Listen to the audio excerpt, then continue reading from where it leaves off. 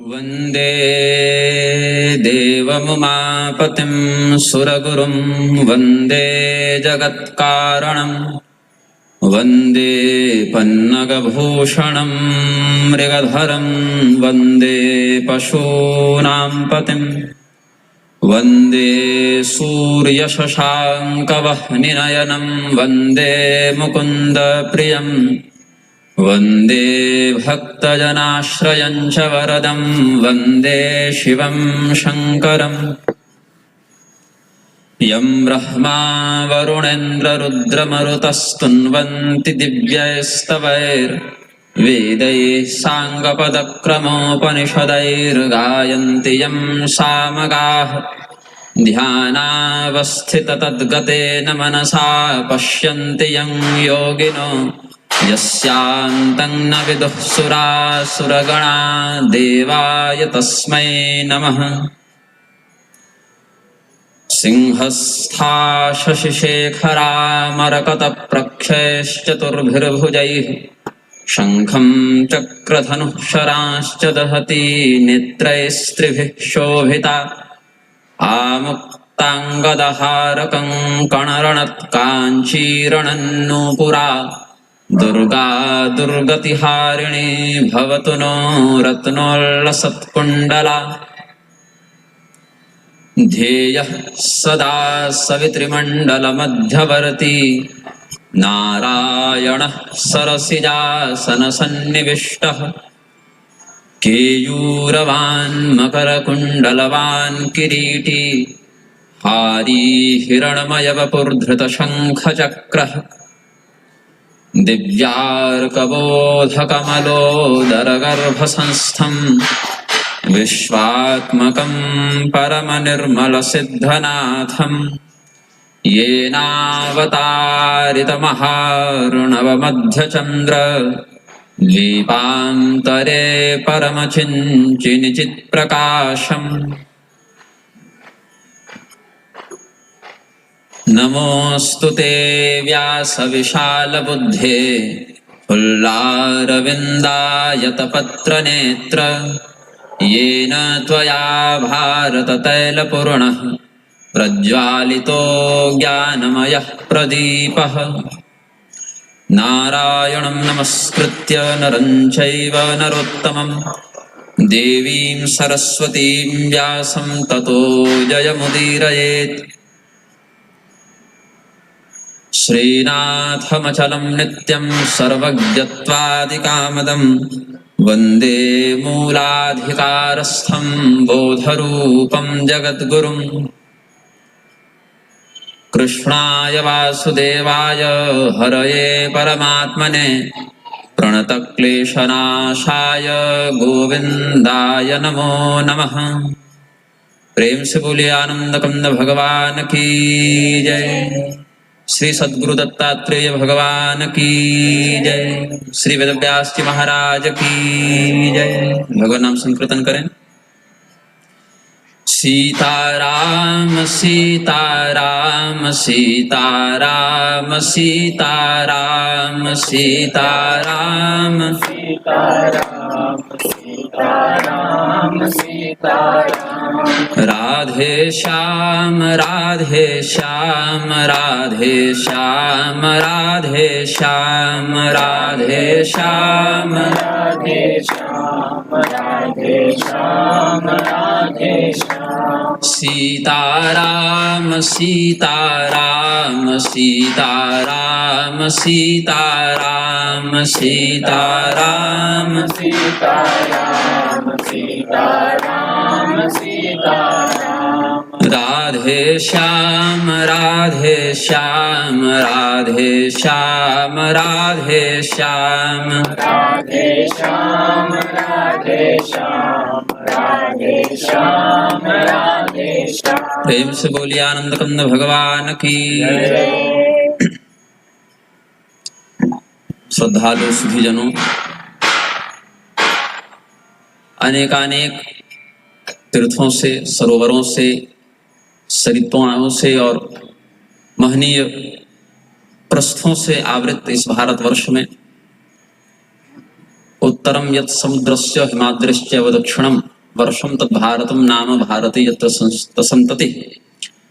भारत में रहने वाली संतति को भारती इस उपाधि से विष्णु पुराण में वर्णित किया गया है। और उस भारत भूमि के अनेकानेक प्रांतों में यह भाग्य नगर संज्ञक क्षेत्र जो तैरंग देश का भाग है, इस स्थान पर श्री भगवान दत्तात्रेय जी की महती कृपा से हम परमहंस परिव्राजकाचार्य स्वामी श्री वासुदेवानंद सरस्वती जी महाभाग के द्वारा अनुग्रहात्मक रूप से वर्णित इस श्रीदत्त पुराण का अनुसंधान करने के लिए एकत्र हुए हैं। इस ग्रंथ के स्वाध्याय का सौभाग्य हमें सर्वप्रथम लगभग 8 वर्ष पूर्व प्राप्त हुआ था, और ये जो सामने ग्रंथ रखा हुआ है उसी प्रति से हमने अध्ययन किया था। और पुराणों की जब हम बात करते हैं, पुराणों का सामान्य निरुक्त अगर करें, पुरा नवम नवम भवति इति पुराणम, इस भाव से प्राचीन ज्ञान जो कालक्रमानुसार हमें सदैव नवीन रूप में प्राप्त होता हो उसे पुराण कहते हैं। पुराण कितने हैं, उनका विस्तार क्या है, इसके विषय में अलग अलग ग्रंथों में भेद है, यहाँ तक कि नामावली में भी भेद मिलता है। जैसे श्रीमद् भागवत और श्रीमद् देवी भागवत, इन दोनों में, या देवी भागवत और विष्णु पुराण, लिंग पुराण इत्यादि में जो पुराणानुक्रमणिका दी हुई है, उसमें एक स्थान पर शिव पुराण को गिना है, एक स्थान पर वायु पुराण को गिना है। ऐसे ही उप पुराणों की सूची में भी भेद प्राप्त होता है। तो इस भेद के बाद भी जहां जिसका वर्णन न मिले वहां उसकी अपेक्षा छोड़कर जहां जिसका वर्णन प्राप्त होता हो वहां से उसको ग्रहण करना चाहिए। कोई ऐसा ग्रंथ हो जहां मान लीजिए अभी जैसे मार्गशीर्ष मास चल रहा है हमारे क्षेत्र के अनुसार, आपके अनुसार कार्तिक, तो जैसे किसी ग्रंथ विशेष में अमुक व्रत का या अमुक तीर्थ का या अमुक देवता का या माह का महात्म्य न मिलता हो, तो ऐसा नहीं समझना चाहिए कि वह है ही नहीं। अभी तो जहां मिलता हो वहां से उसको ग्रहण करना चाहिए। किसी क्षेत्र में अगर किसी प्रकार की खेती न होती हो या किसी प्रकार की नदी न बहती हो, तो इसका अर्थ ये नहीं कि उसका अस्तित्व ही नहीं है। अभी तो जहां उसकी उपलब्धता हो वहां से उसके प्रमाण को ग्रहण कर लेना चाहिए। तो अष्टादश पुराण, उन्हीं का अर्थ बताते हुए 18 उप पुराण, उन्हीं के आश्रय से 18 औप पुराण, इतने तो वेदव्यास जी ने अपने हस्ताक्षर के साथ वर्णित कर दिए। किंतु क्या इतने में ही हम पुराण कलेवर को पूर्ण मान लें अथवा इसके आगे भी अनुसंधान करना चाहिए? तो चिंतन हुआ आचार्यों के द्वारा, ऐसे तो पुराण को एक भी अपने आप में पूर्ण होता है और अन्य से वह निरपेक्ष भी होता है। मतलब उसको अपने फल को प्रकाशित करने के लिए अन्य ग्रंथ का आश्रय नहीं लेना पड़ता। इस भागवत पुराण है, भागवत महापुराण को अपनी महिमा बताने के लिए शिव पुराण की आवश्यकता नहीं है। वो अपने आप में स्वतंत्र है, संपूर्ण है, अन्य से निरपेक्ष है। या शिव पुराण है, उसको अन्य ग्रंथ की आवश्यकता नहीं है, वह अपने आप में ही एक संपूर्ण महात्म्य को धारण करता है। ऐसे ही प्रत्येक देवता के साथ भी समझना चाहिए, या देव स्वरूप के साथ, या अलग अलग तीर्थों के साथ समझना चाहिए। गंगा जी की जो महिमा है वह अन्य तीर्थों से निरपेक्ष है, नर्मदा जी की जो महिमा है वह अन्य तीर्थों से निरपेक्ष है। देवताओं में भी ऐसा ही समझना चाहिए। और तत्ववेत्ता जन इस निरपेक्षता का निरूपण ऐसे करते हैं कि जहां एक हो वह सदैव निरपेक्ष ही होता है। सापेक्षता के लिए दो का होना आवश्यक है। इसीलिए समस्त तत्व ब्रह्ममय होने से अद्वितीय है और अद्वितीय ही निरपेक्ष होता है।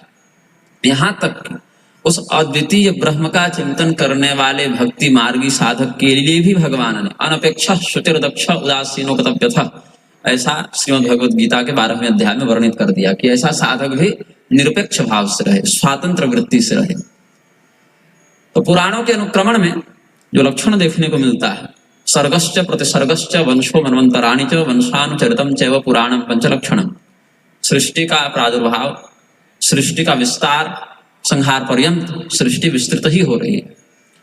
और उस विस्तारक क्रम में अलग अलग महापुरुषों के चरित्र, उन महापुरुषों के चरित्र का कालक्रम से मनवंतर कल्पादि के अनुसार विभाजन, और उन महापुरुषों के भी वंशावलियों का चरित्र, इतने लक्षण तो कम से कम होने चाहिए, चाहे कम हो या अधिक हो, लेकिन इतने लक्षण अगर उस ग्रंथ में हैं तो उसको पंच लक्षणात्मक पुराण की संज्ञा दी जा सकती है। तो इसका उद्देश्य क्या है, पुराणों का उद्देश्य क्या है?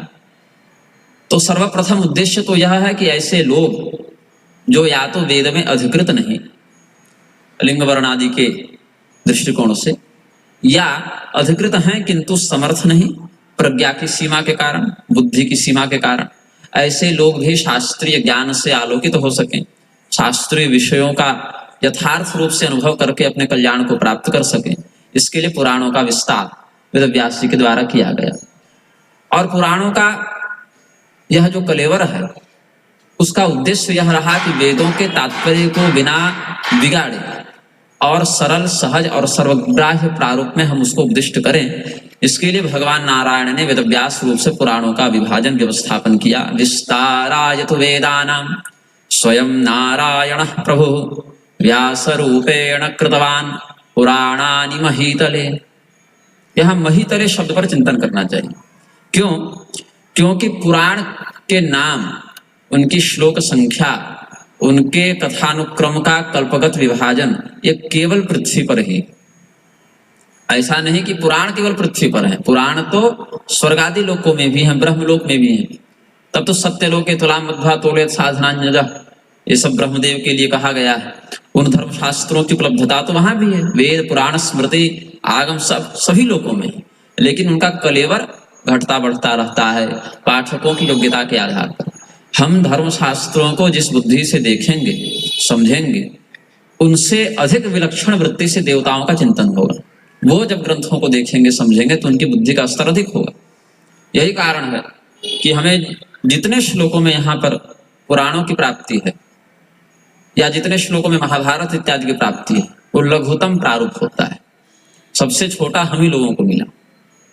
अन्य दिव्य लोकों में उन ग्रंथों का और भी विभाजन प्राप्त होता है। जैसे जब हम श्रीमद् वाल्मीकि रामायण की बात करें या महाभारत की बात करें तो हमें 24,000 श्लोकों का, या अधिकतम विस्तार देखें वाल्मीकि रामायण का तो 25,000 श्लोकों का बृहद्धर्म पुराण के अनुसार, और महाभारत का 1,00,000 या 1,25,000 श्लोकों का विस्तार हमको प्राप्त होता है मनुष्य लोक के अनुसार। लेकिन अन्य लोकों में तो शतकोटि प्रविस्तर भी प्राप्त होता है। चरितम रघुनाथस्य शतकोटि प्रविस्तरम। क्यों? क्योंकि वहां के पाठक, वहां के लोग उन विस्तृत बातों को समझने में सक्षम हैं। उनकी बुद्धि, उनकी आयु हमारी अपेक्षा वरिष्ठ है, अधिक दीर्घायु हैं, अधिक प्रौढ़ बुद्धि से युक्त हैं।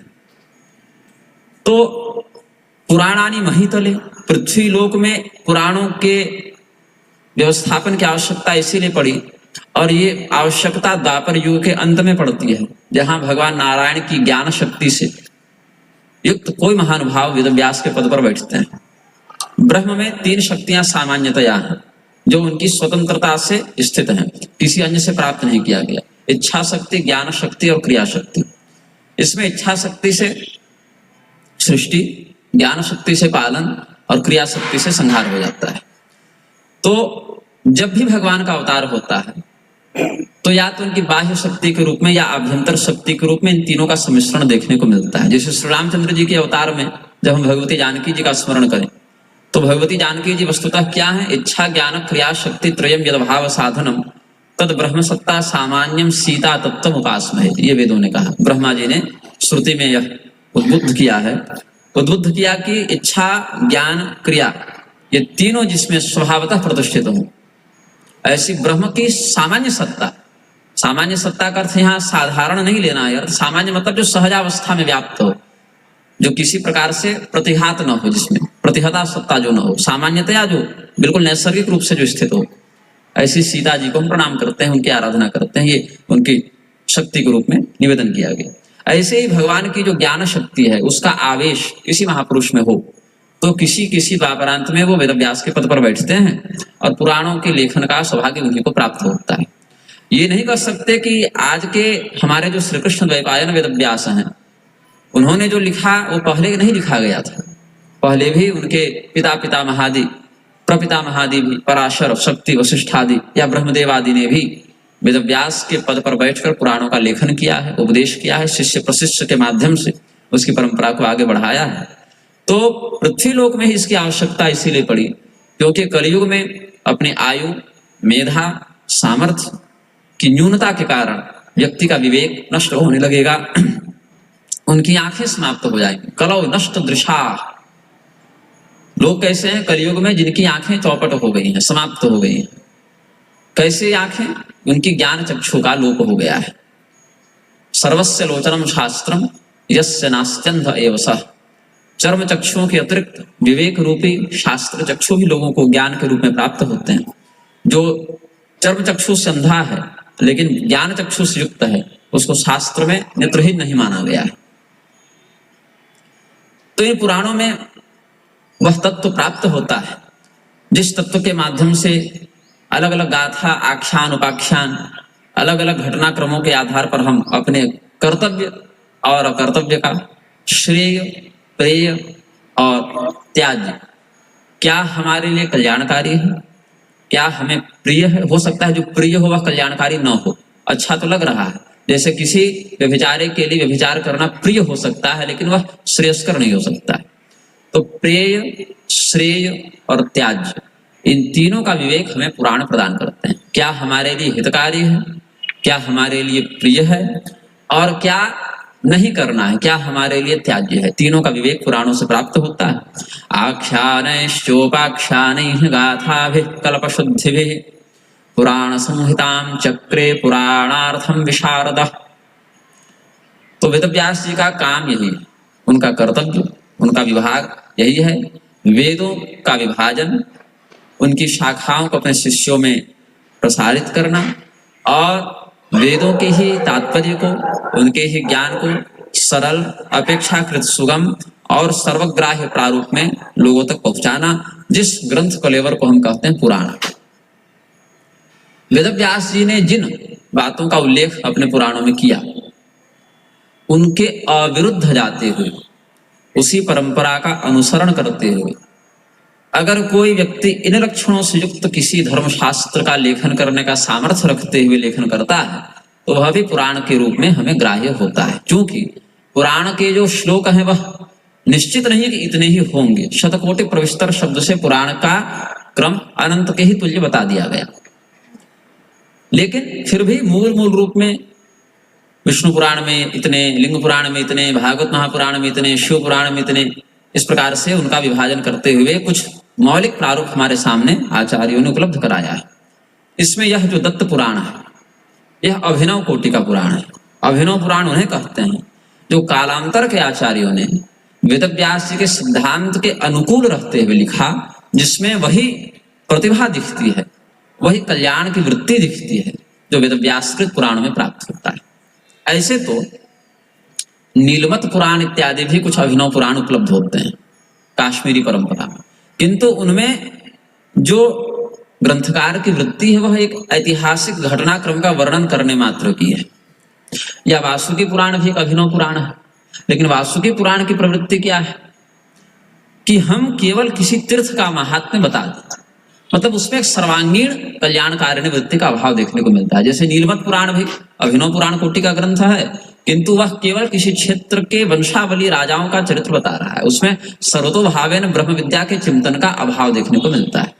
वासुकी पुराण भी उत्तम ग्रंथ है, प्रमाण है, अभिनव पुराण है, किंतु उसमें या पशुपति पुराण नेपाल से महात्मा, या एकाम्र पुराण, ये सब भी कहीं औप पुराण के रूप में और कहीं अभिनव पुराण के रूप में भी ग्राह्य है। अस्थल पुराण के रूप में भी इनकी प्रतिष्ठा होती है। जैसे किसी क्षेत्र विशेष का महात्म्य अगर कोई पुराण बताए, जैसे पशुपति पुराण या वासुकी पुराण, ये सब। ऐसे मल्ल पुराण भी एक प्रामाणिक ग्रंथ है, लेकिन उसका विषय क्या हो गया कि हम केवल उस विद्या का उपदेश करें जो मल्ल युद्ध में काम आ सके, मल्ल युद्ध से जुड़ी हुई बातें, उससे जुड़ी आराधना, नियमावली, अनुशासन, ये सब बताएं। तो ये सभी पुराण है, किंतु इनमें मोक्ष कारण वृत्ति का बाहुल्य नहीं देखने को मिलता। अब तो कुछ फर्जी लोगों ने भी पुराण लिख दिए, जैसे प्रज्ञा पुराण भी छाप कर लोग घूम रहे हैं। तो केवल किसी ग्रंथ के नाम के आगे वेद शब्द लग जाए, जैसे नास्तिकों में भी दो वेद हैं, एक परंपरागत और एक अपारंपरिक। अपारंपरिक वालों ने अभी, विहंगम योग वालों ने स्वरवेद लिख दिया है, वो प्रामाणिक है नहीं।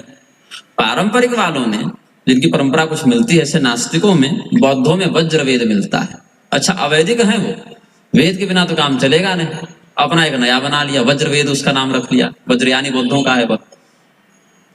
लेकिन ऐसे ग्रंथ जो पारंपरिक हैं, वास्तविक वैदिक स्मार्त आगमुक्त पौराणिक परंपरा के अनुकूल हैं, उसी का तात्पर्य वर्णित करते हैं। शैली अलग हो सकती है भाषा के दृष्टिकोण से, लेकिन बात वही है मूल, उसको हम प्रामाणिक पुराण में गिनते हैं, जिसमें दो बड़े अद्भुत अभिनव पुराण ग्रंथ हैं और दोनों शांकर परंपरा के अद्वैतियों के द्वारा ही प्रधानता से हमें प्राप्त हैं। एक है आत्म पुराण, एक है दत्त पुराण।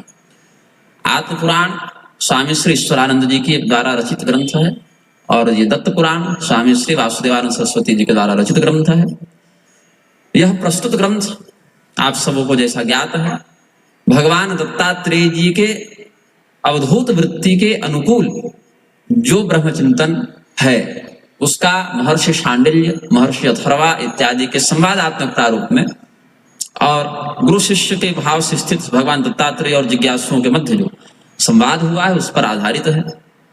इसमें कहते हैं, सरस्वती महानद्यास तीरे तीर्थाश्रमे श्रमे श्री क्षेत्रे विमले दत्त भक्त प्रार्थनया स्फुटम।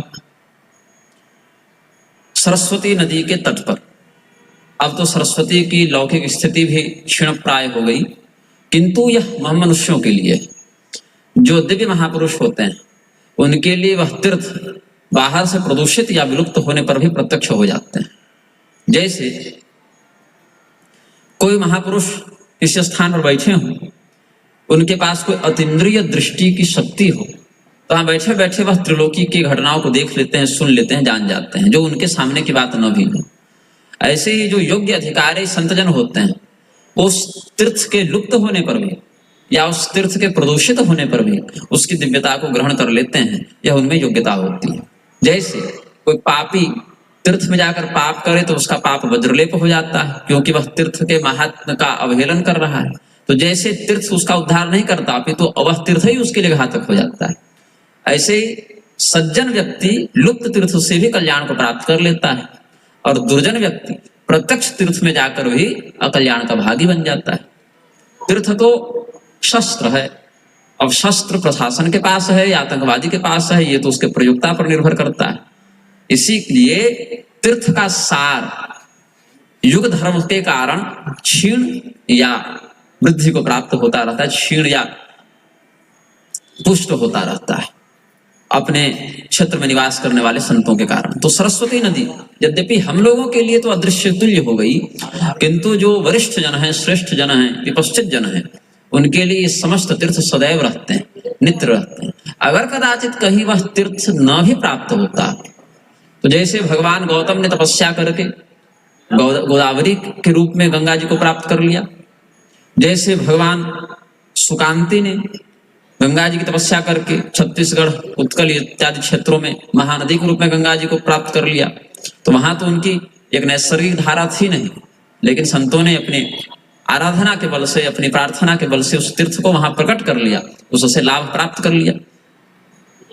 ऐसे ही सरस्वती नदी के तट पर सिद्धाश्रम नामक दिव्य क्षेत्र में, जो अत्यंत पवित्र है, ऋषियों का वह तपस्थल है, वहां पर भगवान दत्तात्रेय जी के द्वारा अनुग्रह पूर्वक अपने भक्तों की प्रार्थना के बाद इसका प्रकाशन किया गया है।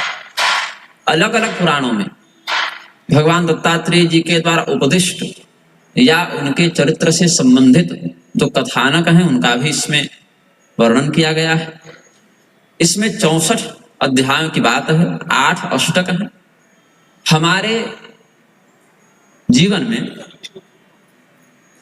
भय, घृणा, लज्जा, जुगुप्सा इत्यादि 8 प्रकार के पाश होते हैं। अष्टविध पाश से यह जीव आबद्ध होता है और यहाँ भी 8 अष्टक हैं।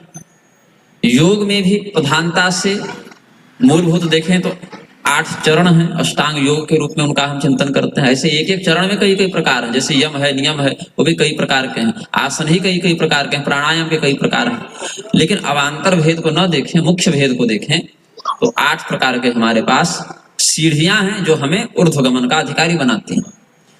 8 ही प्रकार के बंधन भी हैं और 8 ही प्रकार के उद्धार भी हैं। अष्टांग योग के क्रम से अष्टविध उद्धार, शोधन और इधर भय, घृणा, लज्जा, जुगुप्सा, जात्याभिमान, ये सब अष्टविध पाश ये भी हो गए।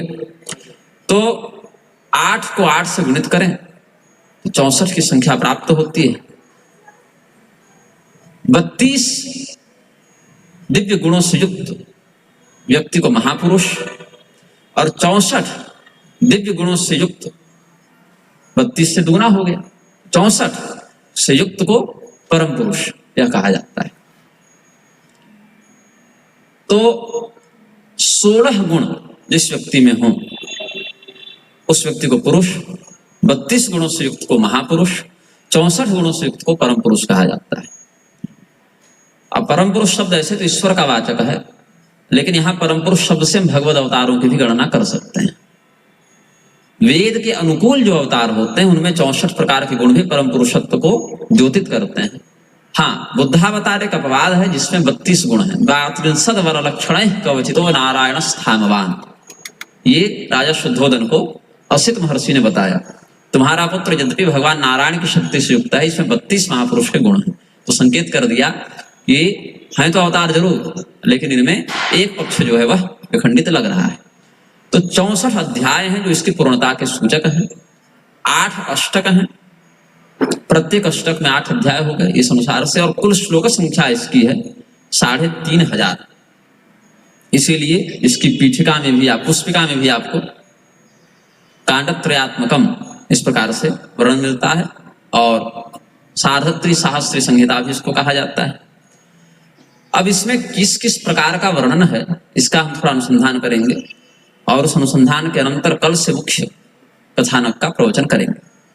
ग्रंथ परिचय के रूप में इसका थोड़ा चिंतन करते हैं। ज्ञान कांड, उपासना कांड और कर्म कांड, इन तीनों के माध्यम से वेद अपने कल्याणकारिणी वृत्ति का उपदेश करते हैं।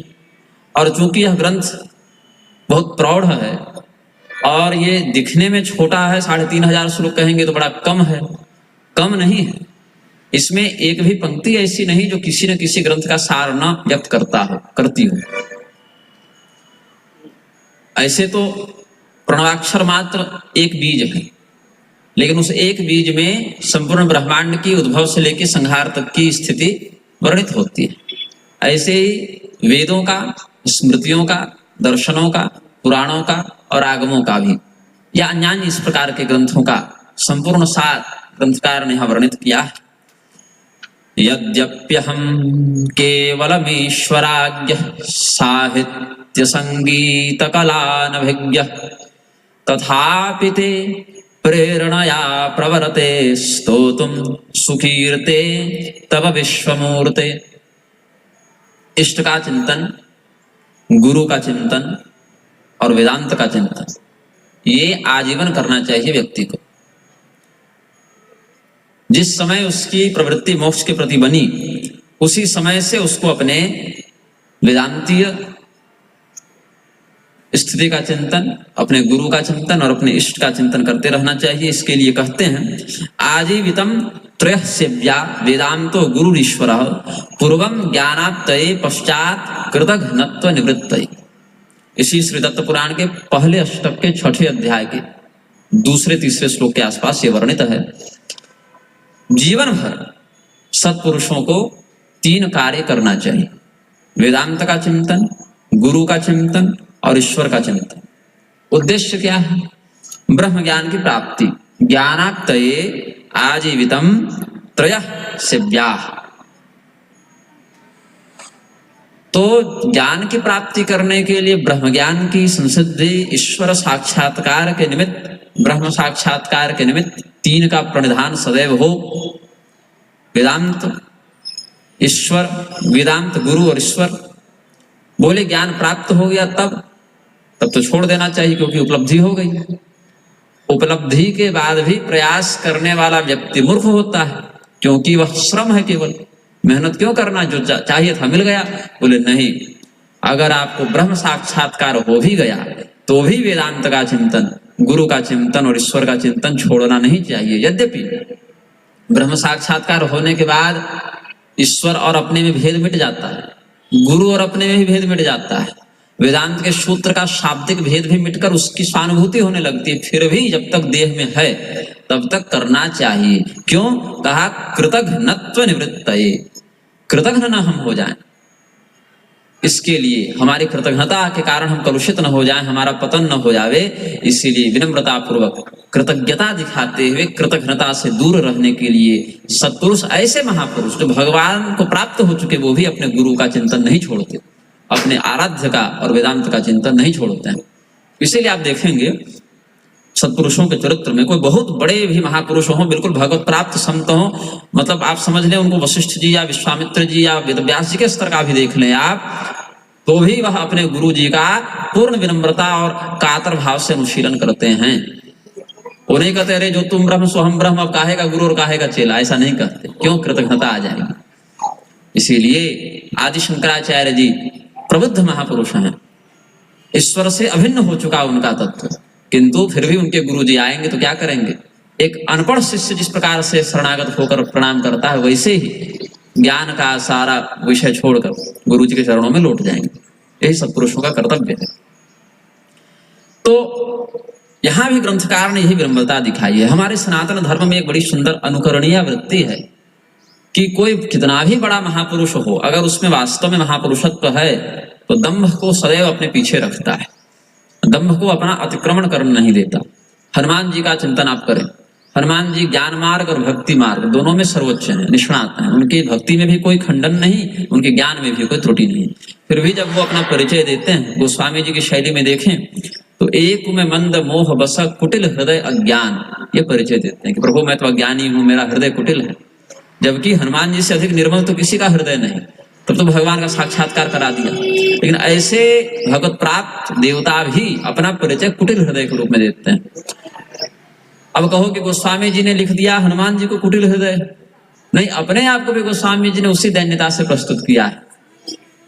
कहते हैं कि जाकी कृपा लवलेशते मतिमंद तुलसीदास हूं, मैं भी मतिमंद हूं।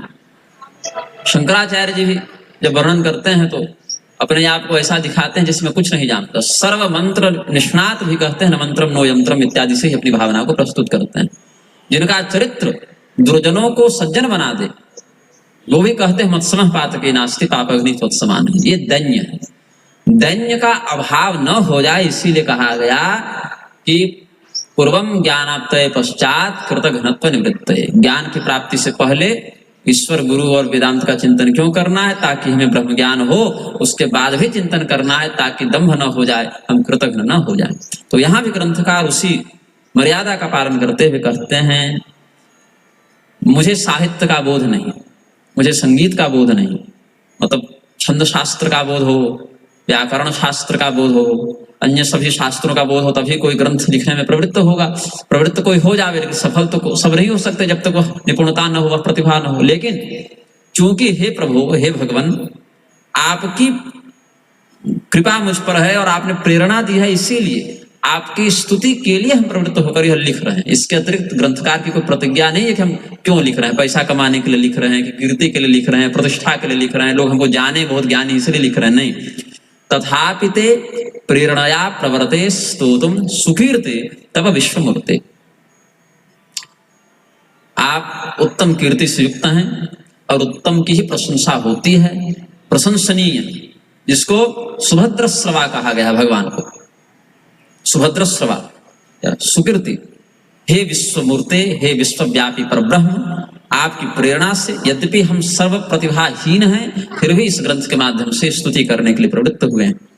ऋग्वेद के 68 मंत्रों का आश्रय लेकर जैसे वेद शब्द ब्रह्म परब्रह्म की स्तुति करते हैं, मानो उन्हीं भावों का अनुसंधान करते हुए ग्रंथकार ने ऋग्वेद के मंत्रों के अंशों को ग्रहण करते हुए वहां से उसको पौराणिक वृत्ति में स्तुति का भाव व्यक्त किया है। फिर दार्शनिक पक्ष का चिंतन करते हुए जिज्ञासु के माध्यम से प्रश्न रखा गया, न्याय कणाद मीमांसा सांख्य पातंजलादयः विरोध परिहाराय द्वितीये प्रश्न ईरितः। अलग अलग शास्त्रों के, अलग अलग दर्शनों के, वेदांत के, सांख्य के, योग के, वैशेषिक के, न्याय के, किंवा नास्तिक मत वाले भी सुख की कामना करते हैं, आनंद की कामना करते हैं। जैन, बौद्ध इत्यादि भी स्वर्ग नरक का अस्तित्व मानते हैं। उनके ग्रंथों को भी आप पढ़ेंगे तो उनमें भी स्वर्ग का वर्णन, नरक का वर्णन, ये सब प्राप्त होगा। मतलब वो भी कष्ट से बचना चाहते हैं और सुख की ओर बढ़ना चाहते हैं। लेकिन सुख किसके लिए क्या है और उसकी प्राप्ति की प्रक्रिया क्या है, इसमें मतभेद है, इसमें विरोध है। सांख्य दर्शन के मत में सुख कुछ और विषय है, उसकी प्राप्ति की कुछ और प्रक्रिया है। वैशेषिक वाले कुछ और मानते हैं, योग दर्शन वाले, न्याय दर्शन वाले कुछ और मानते हैं। तो आपस में सुख सब चाहते हैं, कल्याण सब चाहते हैं। मोक्ष शब्द भी बौद्धों में प्रवृत्त है, जैनियों में प्रवृत्त है, लेकिन उनके लिए मोक्ष शब्द की परिभाषा और उसकी प्राप्ति की प्रक्रिया भिन्न है। वो कुछ और दृष्टिकोण से सोचते हैं। आपस में सभी लोग अपने मत को श्रेष्ठ बताते हैं, सभी अपने प्रक्रिया को अच्छा बताते हैं, और इसमें किसी की किसी से बनती भी नहीं है। सभी एक दूसरे के विपरीत या विरोधाभासी बातों को कहते हैं। तो इसीलिए इस विरोध का परिहार करते हुए परीक्षित बात बताएं, जिसमें हम यह विश्वास कर सकें कि यह मत श्रेष्ठ है, कल्याणकारी है और इसके फल में कोई संदेह नहीं है। क्योंकि नायम आत्मा प्रवचने न लभ्यो, हम केवल बोल दें और ब्रह्मबोध से युक्त हो जाए तो संभव नहीं है। केवल सोचने लगे, केवल पढ़ने लगे तो भी संभव नहीं। क्यों? जब हम अपनी वाणी का प्रक्षेपण करेंगे ब्रह्म के प्रति, चित्त की मध्यम वृत्ति का नाम है प्रक्षेप वृत्ति। चित्त की 5 वृत्तियां हैं, मूढ़ वृत्ति है, क्षिप्त वृत्ति है, प्रक्षिप्त वृत्ति है, या विक्षिप्त भी कहते हैं उसको, विक्षिप्त या प्रक्षिप्त वृत्ति, एकाग्र वृत्ति है, और फिर तल्लीन वृत्ति, समाधि वृत्ति कहते हैं। ऐसे चित्त की 5 वृत्तियां होती हैं। तो चित्त की जो मध्यम वृत्ति है, ऐसी वृत्ति न वो ठीक से फंसा रहा और न ठीक से मुक्त हो पाया। मूढ़ वृत्ति और क्षिप्त वृत्ति में तो चित्त फंसा हुआ है, बंधन में है, और एकाग्र वृत्ति और तल्लीन वृत्ति में मुक्त हो गया। लेकिन जो विक्षिप्त या प्रक्षिप्त वृत्ति हो बीच वाली, हालांकि वो भी बंधन का ही है, छुड़ाना उससे भी नहीं है, लेकिन उतना भी नहीं बंधा है जितना में मूढ़ व्यक्ति बंधा हुआ है। तो प्रक्षिप्त वृत्ति या विक्षिप्त वृत्ति वाला व्यक्ति अपनी वाणी से, अपने मन से, अपनी क्रियाओं से जब उस ब्रह्म का अनुसंधान करने का प्रयास करता है तो परिणाम क्या होता है? हमने अपनी वाणी से उस ब्रह्म का प्रवचन करने का प्रयास किया। वेदों ने कहा नायम आत्मा प्रवचने न लभ्यो। अरे तुम क्या करने चले हो? तुम बालू से पुल बना रहे हो समुद्र पर। अरे ये लहरें आएंगे और तुम्हारी एक मुट्ठी बालू को कहाँ बहा जाएंगे? तो केवल बोलने से तुम उसका अनुभव नहीं कर सकते, न प्रज्ञया, केवल चिंतन करने से बुद्धि का बल लगा दोगे तो भी नहीं कर सकते। इसीलिए जब शिष्य ने गुरु से पूछा केनेषितं पतति प्रेषितं मनः केन प्राणः प्रथमः परेति युक्तः, यह सक्रियता हमारे अंदर कहाँ से आ रही है? हमारी मन, बुद्धि, इंद्रियों में, वाणी में, दृष्टि में, कान में, मन में, ये सब सक्रियता कैसे आ रही है? किसके द्वारा प्रेरित होकर, संबल होकर यह प्राण सक्रिय हो रहा है, प्राणित हो रहा है? प्रथमः परेति युक्तः, सबसे पहले किसने इसको सक्रिय किया? किससे युक्त होकर प्राणः प्रेति? तो कहा ब्रह्म से। ठीक है, ब्रह्म को देखें कैसे? बोले नहीं देख सकते हो। क्यों? क्योंकि यह चक्षुषा न पश्यति येन चक्षुंषि पश्यति तदेव ब्रह्म तम विद्धि नेदम यदिदम उपासते। तुम देखने चलोगे, जहां तक तुम्हारे इंद्रियों का दर्शन सामर्थ्य है, दृष्टि शक्ति है, वहां तक तुम देखोगे, लेकिन जो तुम्हें दिखेगा वह कहीं से आया है और कहीं उसका विलय हो जाएगा। यदि आप परिणामवाद माने तो भी किसी से तो आया, और विवर्तवाद माने तो भी वह यथार्थ को यथार्थ रूप में देख रहे हैं, ऐसा भ्रम उत्पन्न कर रहा है। दोनों ही दृष्टि से अगर हम विचार करें फिर भी वह सीधे ब्रह्म के रूप में परिभाषित नहीं किया जा सकता। वह माया का एक परिणाम या विवर्त, जो भी शब्द आप रख लें, लेकिन वह यथार्थ नहीं माना जा सकता। ब्रह्म के रूप में हम उसका लक्षण नहीं बता सकते। क्यों? क्योंकि परमात्मा यदि कुछ देखें तो उनको देखने के लिए इन इंद्रियों की आवश्यकता नहीं है। क्यों? क्योंकि उन इंद्रियों में, नेत्र, कान, ये मन इत्यादि में, प्राण इत्यादि में जो शक्ति है वो परमात्मा से इसमें आ रही है। जैसे समुद्र से जल निकलकर अपने उद्गम की ओर नहीं जाता, उद्गम से निकलकर जल समुद्र की ओर जाता है, वैसे परमात्मा से इन सभी इंद्रियों की शक्ति प्रवाहित हो रही परमात्मा से हमारी ओर ऊर्ध्वमूलम महा शाखम स्वच्छम प्राहुरव्ययम, इसका मूल ऊपर है और विस्तार नीचे की ओर है। शक्ति का स्रोत इंद्रियां नहीं है, इंद्रियों से दर्शन शक्ति ब्रह्म की ओर अभिगमन नहीं कर रही है, परमात्मा की ओर से दर्शन शक्ति का अभिगमन इंद्रियों की ओर होता है, प्रकृति और तीनों गुणों के माध्यम से। इसीलिए कहा यतो वाचो निवर्तन्ते अप्राप्य मनसा सह। तो ठीक है, हम अभी जैसे बोल रहे हैं तो हमारी आवाज 100 मीटर 200 मीटर 500 मीटर जाएगी।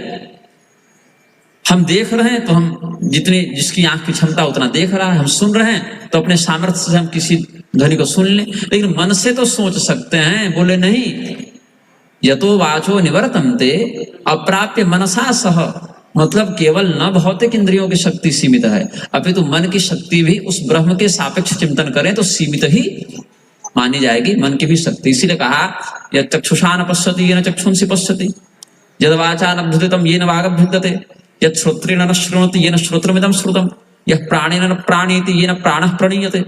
ये सब तो कह दिया, लेकिन साथ साथ यह भी कहा वेदों ने यन मनसा न मनुते येनाहुर मनोमतम तदेव ब्रह्मत्वं विद्धि नेदम यदिदम उपासते।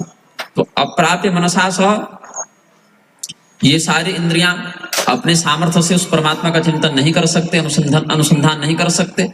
तुम बोले मन से हम वहां तक पहुंचने का प्रयास करेंगे, बोले वह भी संभव नहीं, मन के साथ ही इन इंद्रियों की शक्ति सीमित है, यह हमने कह दिया। तो 50 श्लोकों में यहाँ यह प्रश्न उठा है। अलग अलग दर्शनों में अपने कल्याण की परिभाषा और प्रक्रिया अलग अलग बताई गई है, उसमें हमारे लिए सर्वग्राह्य मत क्या होना चाहिए, इसका उपदेश किया जाए। क्यों? क्योंकि मोक्ष क्या है, कैवल्य क्या है, स्वर्ग क्या है, ये सब के विषय में मार्गदर्शन तो बहुत मिलता है, लेकिन उसमें मतैक्य नहीं मिलता है, उसमें विरोधाभास मिलता है। तो इसमें उलझे हम नहीं। इसलिए भगवान दत्तात्रेय जी जिसको कल्याणकारी माने और कहें कि तुम यह कर दो, वह हमें बताइए। वो आत्म साक्षात्कार में हमारा शरीर कैसे उपयोगी हो सकता है, क्योंकि इसकी गति तो वहां है नहीं, इसका सामर्थ्य वहां तक नहीं है, और हम इसी में फंसे हुए। अब हम इससे अगर छूट जावे तो भी हम अपने मन से मोक्ष को नहीं पकड़ सकते। यहाँ से छूटेंगे तो कहाँ जाएंगे? जैसा काम वैसा धाम, स्वर्ग जाएंगे, नरक जाएंगे, या पुनर्जन्म होगा, जिस प्रकार की क्रिया होगी वैसा परिणाम होगा। तो अंततः अगर हम जहर भी खा लें कि चलो शरीर से निकल जाएं, फांसी भी लगा लें तो भी मोक्ष हो जाएगा, ऐसा नहीं है। अंततः कर्म प्रारब्ध से हम बाहर नहीं निकल पाएंगे। तो समस्या क्या है? समस्या यह है कि हम शरीर से मुक्त हो नहीं पा रहे, और जिसमें फंसे हैं उसकी गति वहां तक नहीं है। तो ऐसी स्थिति में फंसे हम साधकों के लिए किस मार्ग का अनुसरण, किस प्रक्रिया से करना चाहिए, इसका उपदेश किया जाए, यह अनुरोध शिष्य का बनता है गुरु जी के प्रति। फिर कहा गया, ठीक है, इन सभी मतभेदों में शास्त्र वैरम निराकृत्य, पहली बात है कि झगड़ा करना बंद करो। हम सही हैं ये एक पक्ष है, लेकिन केवल हम ही सही हैं ये दूसरा पक्ष हो जाता है। हम सही हैं इसमें कोई झगड़ा नहीं है, लेकिन हम ही सही हैं तुम सही नहीं हो, यहां से झगड़ा प्रारंभ हो जाता है। जैसे किसी व्यक्ति का अगर यह कथन हो कि चावल अन्न है, तो यह कथन तो सही है, लेकिन केवल चावल ही अन्न है, यह कथन विरोध का कारण बन जाएगा। तो सबसे पहले तो अलग अलग शास्त्र के पक्षों में या शास्त्रीय संप्रदायों में जो विरोधाभास है उसमें वैर का निराकरण करना पड़ेगा। हम अगर केवल अपना पक्ष रखें तो ये काम तो बाकी लोग भी कर रहे हैं, योग वाले भी अपना पक्ष रख दें, सांख्य वाले भी अपना पक्ष रख दें, वैशेषिक वाले भी अपना पक्ष रख दें, तो झगड़ा तो समाप्त हुआ नहीं। हमारा पक्ष ऐसा होना चाहिए जिसका विरोध अन्य से न हो, तब हमारे मत के प्रति भी सभी लोग निष्ठा रखेंगे। क्योंकि अगर केवल हम ही अपने मत का उपदेश करते फिरेंगे, उतना काम तो बाकी लोग भी कर ही रहे हैं, तो परिणाम तो कुछ मिला नहीं, वो झगड़ा वहीं का वहीं रह गया। इसीलिए कहा सिद्धांत के मत का आश्रय लेते हुए शास्त्र में जो ये वैर का दर्शन हो रहा है उसका कैसे निराकरण किया जाए, और कैसे अपने सिद्धांत की भी हानि न हो। ये नहीं कि सबका साथ करने के चक्कर में अपना ही सिद्धांत खो बैठे, ये भी नहीं हो। तो अन्य से विरोध भी हमारा न बने और अपने पक्ष का भी हम खंडन न कर बैठे। इस संतुलन के साथ चिंतन करने का उपदेश जो किया गया उसको हम पहले अष्टक के 3रे अध्याय में जानेंगे। शास्त्र वैरम निराकृत्य सिद्धांत मतमाश्रितः बंध मोक्ष व्यवस्थादि तृतीये प्राह सद्गुरु, यह विषय हो गया। फिर यत्र पंचावतिष्ठन्ते ज्ञानानि मनसा सह बुद्धिश्च न विचेष्टते तामाहुः परमां गतिम। चित्त की जिन स्थितियों की हम बात कर रहे थे, मूढ़, क्षिप्त, प्रक्षिप्त या विक्षिप्त, एकाग्र और निरुद्ध या तल्लीन। निरुद्ध मतलब वहां जाकर रुक गया, अब आगे नहीं भटकेगा, वहां लीन हो गया, उसका निरोध हो गया। तो इसमें 5 स्थितियां जो हैं वो जीव को फंसाए रखती हैं। इसमें 2 छुड़ाने वाली हैं, 3 जो हैं वो बांधने वाली हैं। पुण्य हो चाहे पाप हो, इसमें प्रारंभिक 3 का ही आश्रय लेकर जीव कर्म में प्रवृत्त होता है और शेष का आश्रय लेकर मोक्ष का प्रयास करता है। ये नहीं कहे कि मुक्त हो गया अभी, लेकिन वह मार्ग जो है वह मुक्ति की ओर ले जाता है। केवल मार्ग दिखने से गंतव्य मिल नहीं जाता। मार्ग दिख जावे, ठीक है, सड़क है, लेकिन पहुंच तो नहीं गए हैं, अभी तो यहीं फंसे हुए हैं। तो इसीलिए 3 स्थितियां चेतना की, 5 स्थितियां चित्त की। यहां भी हो गए 5 3 8। 8 का बड़ा महत्व है इस ग्रंथ में। तो जागृति जिसमें हम सब स्थित हैं, तेजसावस्था जिसको अभी हमने देखा जागृति, उसको कहते हैं विश्वावस्था। इस समय हमारी इंद्रियां क्या कर रही हैं? बाहर से विषयों को ग्रहण करके अंदर प्रक्षेपित कर रही हैं। हम जो देख रहे हैं वह दृश्य कहाँ दिख रहा है? बाहर दिख रहा है। हम जो सुन रहे हैं वह ध्वनि कहाँ से प्राप्त हो रही? बाहर से प्राप्त हो रही है। हम जो भोग का उपभोग कर रहे हैं वो सब खाना पीना सब बाहर से प्राप्त हो रहा है। हमको ठंडा गर्मी का अनुभव सब बाहर के वातावरण से हो रहा है। तो हमारी इंद्रियों का जो अलग अलग विषय है, रूप है, ध्वनि है, गंध है, शीत उष्ण इत्यादि हैं, उन सभी विषयों को इंद्रियां कहाँ से पकड़ रही हैं? बाहर से पकड़ रही हैं। मतलब हमारी इंद्रियां बहिर्मुखी हैं, बाहर की ओर उनकी आकृष्टि है और वहां से खींचकर विषयों को अंदर ला रही हैं। इसको कहते हैं विश्वावस्था। इसी को कहते हैं जागृति की अवस्था। मतलब सामान्य भाषा में कहें तो हम जगे हुए हैं। दूसरी अवस्था ऐसी होती है जब यही इंद्रियां यही सब काम करेंगी, लेकिन उल्टे तरीके से करेंगी, अंतर्मुखी हो जाएंगी।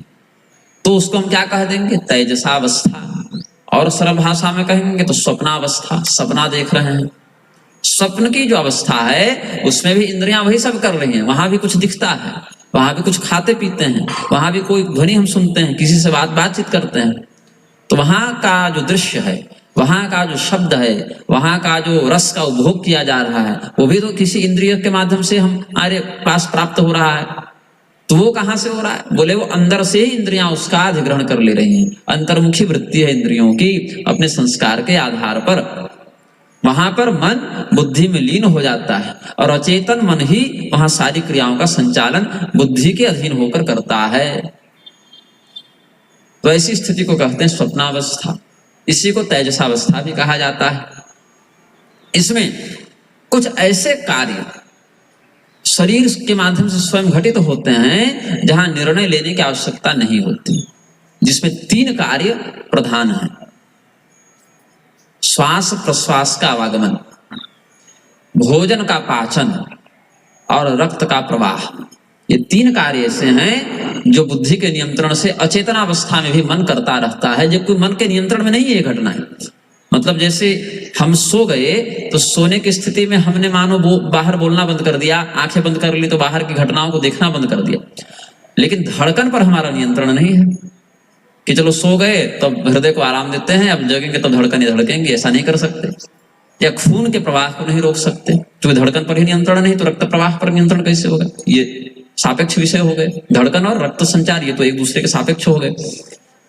श्वासोच्छ्वास का आवागमन, श्वास ले रहे हैं या नहीं ले रहे हैं ये तो प्राणायाम का विषय हो गया, लेकिन सपने में तो इसका नियंत्रण हमारे पास ऐसे भी नहीं रहता। और जागृति की अवस्था में भी जब तक प्राणायाम कर रहे हैं तभी तक उसका नियंत्रण करेंगे, सहजावस्था में तो करेंगे नहीं। और तीसरा है चयापचय।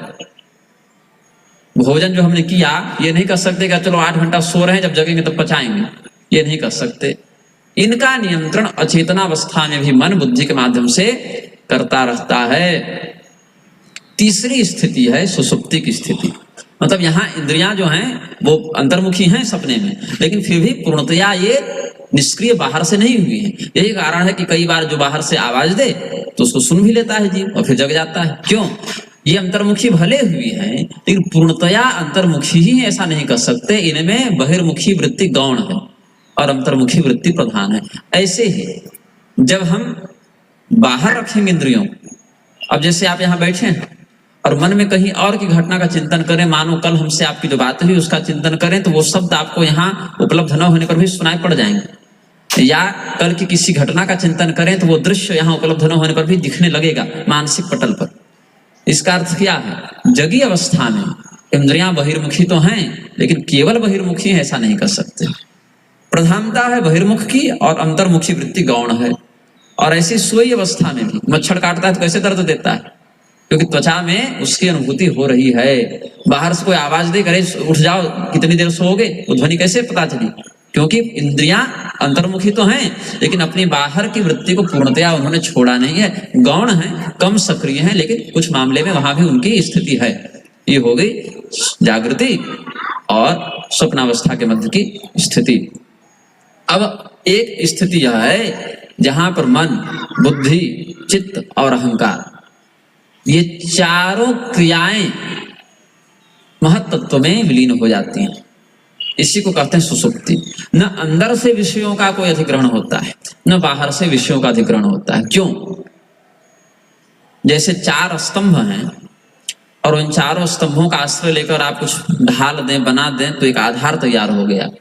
वैसे ही मन, बुद्धि, चित्त और अहंकार, इन चारों स्तंभों का आश्रय लेकर एक आयाम बनता है, एक डायमेंशन बनता है, अलग आयाम है, उसको कहते हैं अंतःकरण। अंतःकरण कभी भी अकेले से नहीं बन सकता। हालांकि मल्ल पुराण आदि में अंतःकरण में मन, बुद्धि और आत्मा को परिगृहित किया है, लेकिन ये दार्शनिक पक्ष उतना पुष्ट नहीं है। उस सहज भाव में बता दिया गया समझाने के लिए, जबकि आत्मा अलग है, अंतःकरण अलग है। फिर वहां आत्मा शब्द से, जैसे कहीं कहीं शरीर को ही आत्मा के रूप में कह देते हैं। आत्महत्या शब्द में आत्मा थोड़ी मर रही है, मर तो शरीर रहा है, लेकिन प्रचलन में आत्मा शब्द का प्रयोग कर देते हैं। इस प्रकार से आत्मज, पुत्र को आत्मज कहते हैं। अब आत्मा से आत्मा का तो जन्म हो नहीं सकता, आत्मा तो अजन्मा है, लेकिन फिर भी वहां आत्म शब्द से शारीरिक अंश का अर्थ ले लेते हैं। ऐसे ब्रह्म शब्द का भी बहुअर्थक लेते हैं। अन्नात्मक ब्रह्म भी है, इंद्रियात्मक ब्रह्म भी है, अंतःकरणात्मक ब्रह्म भी है, भूतात्मा, इंद्रियात्मा, परमात्मा, जीवात्मा, इस प्रकार से भी अलग अलग आत्म तत्व के शाब्दिक प्रारूप बताए गए। तो मन, बुद्धि, चित्त, अहंकार, इन चारों स्तंभों से आवृत्त जो आयाम है उसको कहते हैं अंतःकरण। क्रिया में सहायक जो हो उसको करण कहा जाता है। हमारे शरीर में दो प्रकार के करण हैं, बाह्यकरण और अंतःकरण। बाह्यकरण में बाहर के सारे अंग देख लीजिए, अंतःकरण में चार हो गए, मन, बुद्धि, चित्त, अहंकार। इन चारों के माध्यम से चार घटनाएं घटित होती हैं। शरीर और आत्मा के बीच में ये आयाम बनता है। ये पर्दा है, जैसे कोई फिल्म चले, सिनेमा चले तो पर्दे पे वो डिस्प्ले पर चलता है, ये डिस्प्ले है इनका। क्यों? शरीर जो है वह पूर्णतया जड़ है, उसमें चेतनत्व का आरोपण नहीं कर सकते। आत्मा पूर्णतया चेतन है, उसमें जड़त्व का आरोपण नहीं कर सकते। तो सुख और दुख का अनुभव कौन करता है? जड़ जो है वो सुख दुख का अनुभव कर नहीं सकता, क्योंकि उसमें चेतन का अभाव है। चेतन अगर सुख और दुख का अनुभव करने लग जाए तो निर्विकार नहीं रह पाएगा, उसमें ये आपत्ति आ जाएगी, उसका विकार हो जाएगा। कभी हर्षित होगा, कभी उन्मत्त होगा, कभी दुखी होगा, कभी अवसादग्रस्त होगा। तो अगर चेतन में ये भावनाएं उठापटक करते रहें तो चेतन को स्विकारी मानना पड़ेगा, निर्विकारत्व तो उसका बाधित हो जाएगा। तो न चेतन में इसका अनुभव हो सकता, न शरीर में अनुभव हो सकता, तो अनुभव हो कहाँ रहा है सुख दुख का? ये प्रश्न उठता है। तब वहां बताया जाता है कि जो तत्व से जड़ हो किंतु व्यवहार से चेतन के समान प्रदर्शित करे अपने आप को, वह अंतःकरण ही सुख और दुख का उपभोग करता है। फल भोक्तार एवते, अंतःकरण के जो चार घटक हैं वही सुख दुखादि फल का उपभोग करते हैं। जिसमें कौन कौन है? मन, बुद्धि, चित्त, अहंकार। जिसमें मन का काम क्या है? संकल्प और विकल्प करना, उधेड़ बुन में रहना, ये करें या ये न करें, इस प्रकार से जो भाव उठे अंतःकरण में, तो समझना चाहिए उस समय अंतःकरण की वृत्ति का नाम है मन, मनोवृत्ति उसको कहा जाता है। और जब हम एक निर्णय पर आ गए कि हमने जो संकल्प विकल्प किया उसमें अंततः हमने चयन किसका किया, तो निर्णय पर जब हम आ गए तो उसको कहा जाता है बुद्धि। परेण धामना परिण परब्रह्मणा परिण धामना, परमात्मा के दिव्य स्थिति से, ब्राह्मी स्थिति से अवतरित होती हुई प्रकृति जब इंद्रियों के विषयों का अनुसंधान करते हुए संकल्प और विकल्प करे तो उसी प्रकृति को मन कहा जाता है। परिण धामना समन प्रबुद्धा मनस्तदा सात महाप्रभावा। और जब हम एक निर्णय पर पहुंचते हैं कि हमने इन और इन के मध्य इसको चुन लिया तो उसको कहते हैं बुद्धि। पुनर्यदा निश्चिनुते तदा सा स्यात् बुद्धि संज्ञा। जब हमने एक निर्णय कर लिया कि हम इस कार्य को ऐसे करेंगे तो वह अंतःकरण का ही नाम हो गया बुद्धि। मन और बुद्धि में अंतर क्या? दो अलग अलग नहीं है, दो अलग घटनाओं को करता हुआ वह अंतःकरण दो अलग अलग नामों को धारण करता है। संकल्प और विकल्प के समय वही अंतःकरण मन कहलाता है, निर्णय के समय वही अंतःकरण बुद्धि की संज्ञा को धारण कर लेता है। जब हम उस क्रिया को घटित कर लें और हमारे अंतःकरण में कर्ता भाव का अनुभव होने लगे कि मैं इस कार्य को कर रहा हूं, मैं बोल रहा हूं, आप सुन रहे हैं, इस प्रकार से जो क्रिया में अपने कर्ता होने का भाव जब अंतःकरण में प्रकाशित हो जाता उसको अहंकार कहा जाता है। और कृत कर्म का, पूर्वकृत कर्म का जब संस्कार के आधार पर हम अनुशीलन करते हैं, फिर से उसका स्मरण करते हैं तो उसको चित्त कहा जाता है। यह भी एक परिभाषा प्राप्त होती है। तो इन चारों क्रियाओं के मध्य जो अंतःकरण आलोकित हो रहा है वह अंतःकरण ही सुख और दुख का उपभोग करता है। और यह अंतःकरण जब महत्त्व में लीन हो जाए, मतलब यह अनुभव जब निरुद्ध हो जाए, बंद हो जाए, चाहे जगे हो चाहे सपना देख रहे हो, अनुभव तो हो रहा है, लेकिन वह अनुभव जब न हो उसको कहते हैं सुसुप्ति। और सुसुप्ति के बाद की स्थिति को यहाँ कहा गया है सुखी समृतोहम। समृतोहम, मैं अब सुखी हो गया। यहाँ सुखी का अर्थ विषयानुरागी होकर सुखी और दुखी होना नहीं है। यहाँ सुखानुसई राग और दुखानुसई द्वेष वाला सुख नहीं है, क्योंकि वह सुख क्षणिक होता है। यहाँ निरपेक्ष सुख की बात है, मतलब सहजावस्था की अनुभूति, अन्य किसी बाहरी भूत से, तत्व से, विषय से ग्रस्त हुए बिना अपने किसी भी विषय से अतीत होने की स्थिति का जो अनुभव है वह यहाँ समृद्धावस्था कहलाती है। स्थिति उसी को कहते हैं तुरीयावस्था, जो चेतना की चौथी चरम और वास्तविक स्थिति है।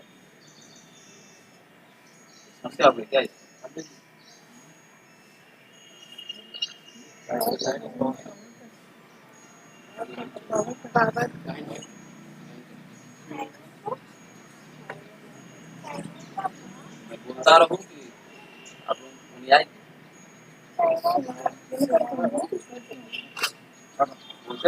लेकिन आपका रिकॉर्डिंग तो तुरीयावस्था जो है वहां पर चारों का विलोप हो जाता है। मन, बुद्धि, चित्त और अहंकार, चारों जब महत्त्व में विलीन हो गए तो उन चारों का विलोप किसी भी प्रकार के अनुभव का भी विलोप कर देता है। उस समय अपने वास्तविक सहज स्थिति का जो बोध होता है चेतन को, उसी को हम कहते हैं तुरीयावस्था, चेतन की चरमावस्था है। ये प्रथम अष्टक के तीसरे अध्याय तक के चिंतन में हम लोग पहुंचते हैं, चौथे अध्याय तक के चिंतन में पहुंचते हैं। फिर कहा गया उवाच पंचमाध्याये कर्म तत्त्वं श्रुतिरितम् ईश्वरोपासनं चापि सद्गुरुर्मोक्ष सिद्धये। मोक्ष की सिद्धि के लिए गुरु क्या बताते हैं? उपासना कर। अब सीधे सीधे इस स्थिति में साधक तो जाएगा नहीं। क्यों नहीं जाएगा? क्योंकि अभी तक जीवन भर इसने अलग अलग इंद्रियों के माध्यम से अलग अलग क्रियाओं को किया है। आंखों से देखा, कानों से सुना, मुख से बोला। अब आप कहें तुम परमात्मा का दर्शन नहीं कर सकते, श्रवण नहीं कर सकते, उनसे बात नहीं कर सकते, और जीवन भर किया है यह इंद्रियों से काम, और अब करना क्या है? इंद्रियातीत काम। तो बन नहीं पाएगा इससे, क्योंकि अभ्यास नहीं, तरीका नहीं पता है। तो इसीलिए परमात्मा के उस निर्गुण निर्विकार स्वरूप को सुगम साकार सरल प्रारूप में प्रस्तुत किया गया। ठीक है, तुम्हारे पास ऐसा रूप हम प्रस्तुत करते हैं जिसको तुम देख सकोगे, जिसका तुम ध्यान कर सकोगे, जिसमें किसी आकृति की कल्पना कर सकोगे, जिसकी वाणी को सुन सकोगे, जिसके साथ तुम वैसे ही व्यवहार कर सकोगे जैसे अपने अभिष्ट प्रिय व्यक्ति के प्रति तुम्हारा व्यवहार होता है। तो भगवान भी यही कहते हैं, क्लेशोधिकतरस्तेषां ये व्यक्ता सत्केतसाम् अव्यक्ता हि गतिर् दुःखम देहवत् निर्वापयति। यहाँ पर कुछ पाठभेद प्राप्त हुआ है। क्लेशोधिकतरस्तेषां ये व्यक्ता सत्केतसाम् यहाँ लिखे हैं। ऐसे भगवद गीता में भी कुछ पाठभेद प्राप्त होते हैं। पहले श्लोक में भी पाठभेद मिलते हैं। धर्म क्षेत्र कुरुक्षेत्र समवेता सब तक में पाठभेद मिलते हैं। क्लेशोधिकतरस्तेषां अव्यक्ता सत्केतसाम् यह पाठभेद बहुलता से मिलता है। अर्थ क्या है? हमारा मन हो गया बछड़ा। अब गौ माता का नया नया बछड़ा है, 1-1.5 महीने का हुआ है, बहुत उछल-कूद करता है। गोपालक क्या करते हैं? उस बछड़े को संयमित करने के लिए उसको एक खूंटे में बांध देते हैं रस्सी का प्रयोग करके, और उस रस्सी को इतनी ही कसते हैं कि उसके गले की सांस अवरुद्ध न हो जाए। मतलब पूरा एक बांध दे तब तो दम घुट जाएगा, और अगर ज्यादा ढीला छोड़ देंगे तो छुड़ाकर भाग जाएगा। तो गोपालक को यह ध्यान रहता है कि हमको रस्सी कितनी अधिक करनी है और कितनी कम करनी है। अगर ज्यादा कस दें तो बछड़े का दम घुट जाएगा, फांसी लग जाएगी, और थोड़ा ज्यादा ही बड़ा अगर उसका हम कर दें रस्सी की गांठ तो माथा निकाल कर भाग जाएगा। यही साधना में भी होना चाहिए। अगर हम अपने साधना की प्रारंभिक अवस्था में ही बहुत अधिक जितेंद्रियता के साथ लग जाएंगे तो चूंकि हमारा अभ्यास नहीं है तो दम घुट जाएगा। 1-2 दिन प्रयास कर भी लें, तीसरे दिन से छूट जाएगा। और अगर बिल्कुल ही नियमों में ढील दे दें तो फिर वह संयम नहीं बन पाएगा, तो भैया वो तो और पतनकारी है। तो जैसे बछड़े को बांधने के लिए रस्सी की गांठ कितनी हो, इसका संतुलन रखते हुए गोपालक उसको बांधते हैं, ऐसे ही साधक को भी अपने भटकते हुए मन का निग्रह करने के लिए उसको सगुणोपासना रूपी रस्सी में बांधना पड़ता है। भक्ति रूपी रज्जू से यहाँ कहा गया ईश्वरोपासनम चापि सद्गुरु मोक्ष सिद्धये। मोक्ष की सिद्धि के लिए ईश्वर की उपासना का विधान बताया। कैसा बताया? तो सबसे पहले सगुणोपासना का विधान बताया। चूंकि हमें अभी देखने का अभ्यास है, हमें उससे व्यवहार का अभ्यास नहीं जो दिखता नहीं, हमें सुनने का अभ्यास है। ऐसे तत्व से व्यवहार का अभ्यास नहीं जो सुनाई ही न देता हो। ऐसे तत्व से व्यवहार का अभ्यास नहीं जिसको छूना या जिसके बारे में चिंतन करना या जिससे संवाद करना संभव नहीं। तो जहां संभव है वहां से अपने अभ्यास को शुद्ध करते हुए, परिष्कृत करते हुए फिर अंततः हम परमात्मा के उस रूप का अनुभव भी करने लग जाते हैं जो हमारी वाणी से, हमारे मन से अतीत हो, और जिसको लक्ष्य करके वेदों ने कहा यतो वाचो निवर्तन्ते अप्राप्य मनसा सह। फिर अगले अध्याय का चिंतन करें प्रश्नोत्तर के माध्यम से। महर्षि शांडिल्य, महर्षि अथर्वा, इनके माध्यम से शांडिल्याथर्व संवाद य औपनिषदः सच विशदीक्रियते सम्यगात्मयाथात्म संविदे। अध्यात्म को यथार्थ रूप से जानने के लिए, अध्यात्म क्या है? आजकल बहुत से लोग अध्यात्म पर चिंतन करते हैं, शिविर लगाते हैं, एनजीओ बनाकर घूम रहे हैं, मेडिटेशन शिविर भी लगाते हैं, स्पिरिचुअल बन जाते हैं। स्पिरिचुअलिटी अलग है, अध्यात्म अलग है। स्पिरिचुअलिटी में तो स्पिरिट भी है, और स्पिरिट मिल जाए तो फिर लोग झाड़ फूक करते फिरते हैं, वो अध्यात्म नहीं है। किम तद ब्रह्म किम अध्यात्मं, जब अर्जुन ने पूछा प्रभु यह बताइए ब्रह्म क्या है, अध्यात्म क्या है, बहुत छोटे छोटे प्रश्न हैं और उनके बड़े छोटे छोटे उत्तर हैं। शब्द की दृष्टि से देखें, अक्षरों के क्रम में देखें तो 2-2, 3-3, 4-4 अक्षर के प्रश्न हैं। किम तद ब्रह्म 4 अक्षर का प्रश्न है और 8 अक्षर का उत्तर है। ऐसे मान लीजिए ब्रह्म क्या है, अध्यात्म क्या है, तो कहा अक्षरम ब्रह्म परमम। पर ब्रह्म कौन है? जो अविनाशी हो, जिसका क्षरण न हो। अच्छा, सगुण रूप का भी क्षरण हो जाता है निर्गुण में विलोप होने के समय। जब साधक की स्थिति वहां तक पहुंच गई तो सगुण रूप में भी वह उतनी निष्ठा नहीं रखता है। हाँ, कोई रागतः रखना चाहे, इच्छा अनुसार रखना चाहे तो अलग बात है कि हमको यही रूप पसंद लग रहा है, इसी में अपनी आराधना को करनी है, उसकी इच्छा हो सकती है, लेकिन वह उसमें बाधित नहीं है, वह फंसा हुआ नहीं है। तो अक्षरम ब्रह्म परमम, ऐसा तत्व जो सबके नष्ट होने पर भी स्वयं नष्ट न हो, ऐसा तत्व जो किसी की भी उत्पत्ति से पहले भी अपनी स्थिति का अनुभव करा दे, जो काल से और घटना से और स्थिति से, देश से प्रभावित न हो, जिसकी मौलिक स्थिति नष्ट कभी न हो, वह ब्रह्म है। स्वभाव अध्यात्म उच्चते। अध्यात्म क्या है? अपना भाव, स्वभाव ही अध्यात्म है। अब स्वभाव का अर्थ ये नहीं कि चाल चलन कैसा है। क्यों? डाकू के लिए डकैती करना अध्यात्म हो जाएगा, संगीतकार के लिए तानपुरा छेड़ना अध्यात्म हो जाएगा। तो ये वहां स्वभाव का अर्थ नहीं है। स्वभाव का अर्थ वहां तो देहगत नहीं है ना। ये सब तो जो किसी डाकू की क्रूरता हो या किसी सज्जन की दयालुता हो, ये तो उसके भाव हैं जो सात्विक, राजसी, तामसी इत्यादि गुणों से उत्प्रेरित हैं। किसी में सत्व गुण की उत्प्रेरणा से दया या उदारता इत्यादि गुण आ गए, और किसी में तमोगुण की उत्प्रेरणा से क्रूरता, हिंसा इत्यादि अवगुण आ गए, या किसी में भोग विलास इत्यादि रजोगुण का भी दर्शन हो गया।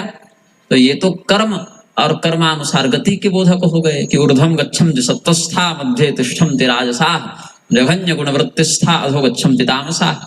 सात्विक गुण से युक्त चरित्र वाले लोग ऊर्ध्वलोकों को, स्वर्ग आदि दिव्य लोकों को जाते हैं, तमोगुण वाले अधोगति को जाते हैं, रजोगुण वाले पृथ्वी लोक में ही भोगोपभोग में फंसे रहते हैं। ये सब गुण के आधार पर गतियां हो गई।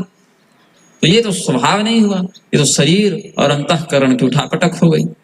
तो जो चेतन का अपना भाव हो वह स्वभाव है, ये कहने का तात्पर्य है। और वह स्वभाव कैसे अनुभूत हो और उसको हम कैसे वहां तक पहुंचे, इन सब विषयों में शांडिल्य और अथर्व, इन दोनों महर्षियों के मध्य जो संवाद उपनिषदों में वर्णित है, उसी को हम पुराण में विस्तृत रूप से लिख रहे हैं। ऐसा ग्रंथकार का चिंतन है, ताकि अच्छे प्रकार से प्रश्नोत्तर के माध्यम से हम उसके यथार्थ भाव से अवगत हो जाएं। फिर आगे के अध्याय में सोपायो हठयो गोत्र सांगो पांगो यथाक्रमं कथ्यते सप्तमाध्याये शांडिल्याथर्ववादतः। योग जब न सिद्ध हो तो व्यक्ति को हठ का आश्रय लेना पड़ता है। अब योग क्या है? सरल भाषा में चित्त की वृत्ति का नियंत्रण करना योग है। योग चित्त वृत्ति निरोध, यही योगियों का मत है। योग दर्शन का यही तात्पर्य है, वहीं से प्रारंभ किया। अपने चित्त वृत्तियों को हम नियंत्रित कर लें, हम उसके नियंत्रण में न चले जावें, ऐसा भाव धारण कर लेना योग है। अच्छा, कुछ और परिभाषा देखें। समत्वम योग उच्यते।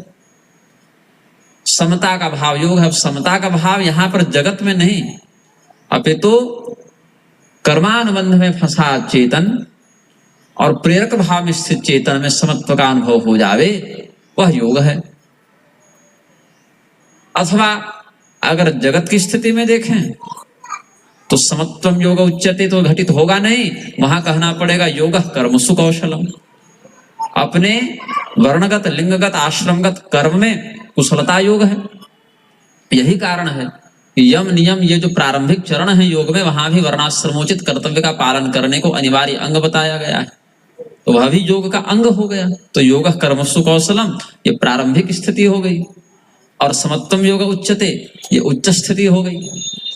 और जब किसी बेलगाम घोड़े को लगाम लगाई जाए तो वह वश में होता नहीं, वहां उसके साथ थोड़े पराक्रम का प्रदर्शन करना पड़ता है, थोड़े हठ का प्रयोग करना पड़ता है। या अपने घर का ही कोई बालक हो, अनुशासनहीन हो जाए, उसको अनुशासित करने के लिए कई बार प्रेम से भी और कई बार बल से भी समझाना पड़ता है।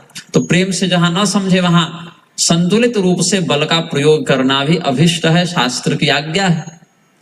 या अपने विवेक से भी कोई रोग हो जाए, रोग के निवारण करने के लिए इंजेक्शन लेना है, ऑपरेशन करना है, या शल्य क्रिया न हो, कड़वी दवाई पीनी हो, जो कि हमारे मन को प्रिय न लगे लेकिन आवश्यक है, कल्याणकारी है, तो ऐसी स्थिति में तात्कालिक रूप से जो हमको अप्रिय भी लग रहा हो लेकिन परिणाम में हमें प्रिय प्रदान कर दे, हमारा हित कर दे, ऐसे कड़वी दवा को भी पीना पड़ता है हठ करके।